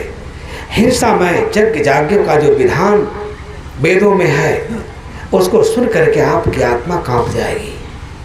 कबीर साहब कहते हैं, भाई रे ऐसो है संसार तिहारो, ये कल व्यवहारो को अब अनुक सहत पर दिन को नाहिन रहने हमारो। समृत सुहाय सबे कोई जाने, हृदय तत्व न बूझे, निर्जीव आगे सरजीव थापे, लोचन किछो न सोचे। तो आप लोग समझ सकते हैं कि सच्चे धर्म के तक हमारी पहुंच में कितना बड़ा अवरोध है। ये पतित लोग, स्वार्थी लोग ने क्या क्या हमारे विवेक और बुद्धि की हत्या कर दी। चारों तरफ पाप बुद्धि, पापमय संस्कारों का इतना प्रचंड और प्रबल प्रताप फैला हुआ है। पढ़े से पढ़े लिखे लोग, इंजीनियर, डॉक्टर, मास्टर, प्रोफेसर, शर्म आती है प्रोफेसर साहबों को देखकर। पूरे अंगुलियों में क्या गुहे रहते हैं, अंगूठी गुहे रहते हैं, तांबा का, किसका किसका। उसी हाथ से शौच जाते हैं, साबुन से हाथ धो लेते हैं। एक डॉक्टर पांचूराम विश्वकर्मा गणित के बहुत बड़े प्रोफेसर थे, आप लोग भी पढ़े होंगे उनकी किताब। पहले मैथ की किताब चलती थी, जब कालीचरण जी शिक्षा मंत्री थे तो वो NCERT के अध्यक्ष हुआ करते थे, लिखे थे। तो एक बार हमसे मिले तो उनकी 7 लड़कियां हो गई थी, लड़का नहीं था। तो हमारे यहाँ रात में रोके, अंगूठी पहने, पूरा अंगूठी गुहे हुए हैं, प्रोफेसर हैं। सोच कर क्या हाथ होता इसे चढ़ो रहे हैं। तो हम कहे मास्टर साहब ये सब अंगूठी निकालिए पहले। कैसे आपकी हिम्मत करते, इसी से शौच साफ किए हैं और हाथ भी धो लिए, इसी से खाना भी खा लेंगे। तो कह रहे हैं कि आप तो कुछ मानते ही नहीं हैं। देखिए मार्कंडे महादेव का जब 7 बार दर्शन किए, ये अंगूठी पहने हाथों में, तब हमको पवन, हमारे यहाँ पवन के रूप में पुत्र पैदा हुआ। उनको आप समझा पाएंगे।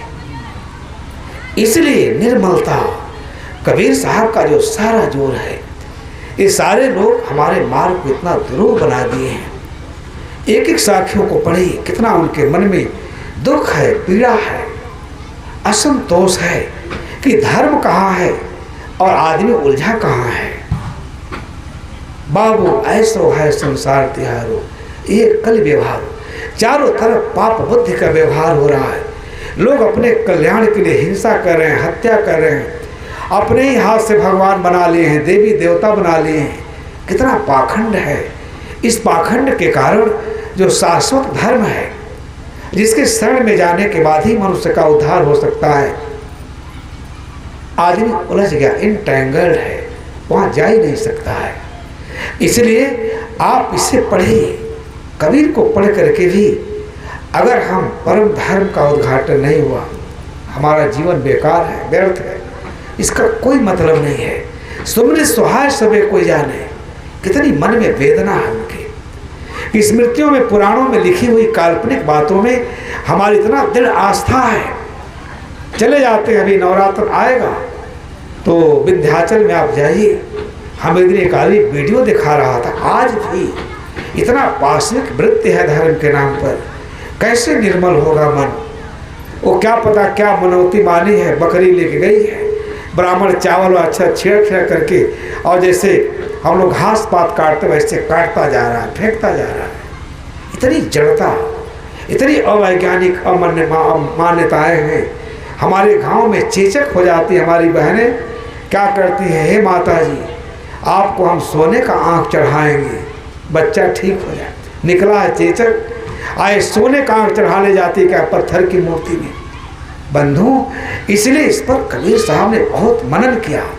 सुमन सुहाय समय कोई जाने, हिंसा विधायक बातें वेदों में लिखी हैं, इसलिए आप सत्य मानते हैं, परंतु वो मनुष्य की परोक्ष कल्पना है, सत्य नहीं है, यथार्थ नहीं है, और इसी से हमारा विनाश होता है।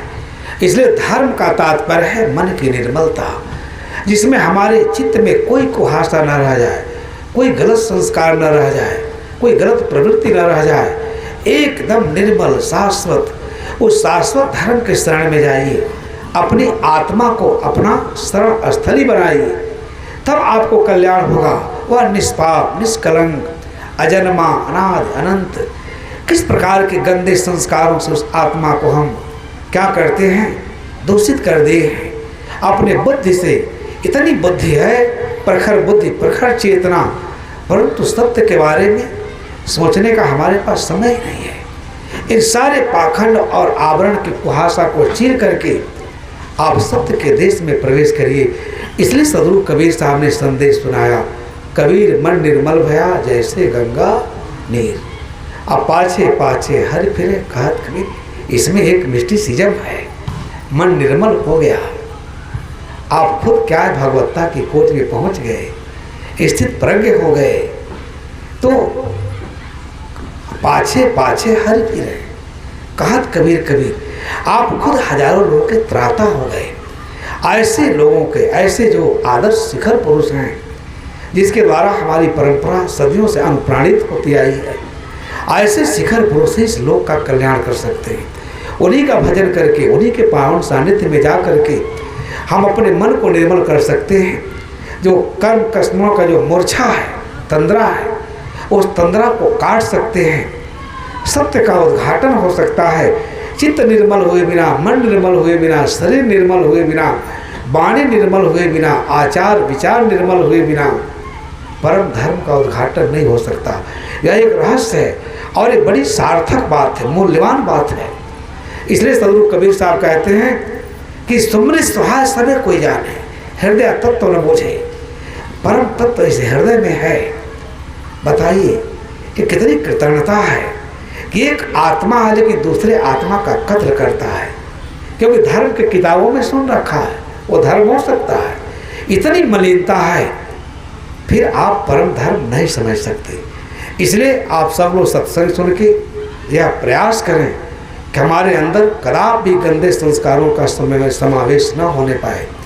ये सत्संग हमारे चित्त की रक्षा करता है, जीवन की रक्षा करता है, मन को निर्मल बनाता है, निष्पाप निष्कलंक जीवन जीने की ये प्रेरणा देता है। और यही सदगति है, यही सुंदर गति है, यही मोक्ष है। मोक्ष कहीं बाहर थोड़े है, हमारा तो स्वरूप ही मोक्ष का है, असंग। लेकिन इंद्रियों गम्य पदार्थों, इंद्रियों के संयोजन में हम अपने को इतना विकृत कर लेते हैं कि कोई भी अवैज्ञानिक धर्म, सांप्रदायिक धर्म हमें मोक्ष नहीं दे सकता। इसलिए बहुत समय हो गया, कबीर को खूब पढ़ें, मनन करें, चिंतन करें, अपने को निर्विकारी बनाएं, निर्मल बनाएं, निष्पक्ष ज्ञान, निरपेक्ष ज्ञान का उद्घाटन करें। सब कुछ इसी जीवन में, इसी जन्म में सहज ही प्राप्त हो जाएगा। आप सबको बहुत बहुत धन्यवाद देते हुए अपने विचारों को ही विराम देता हूँ।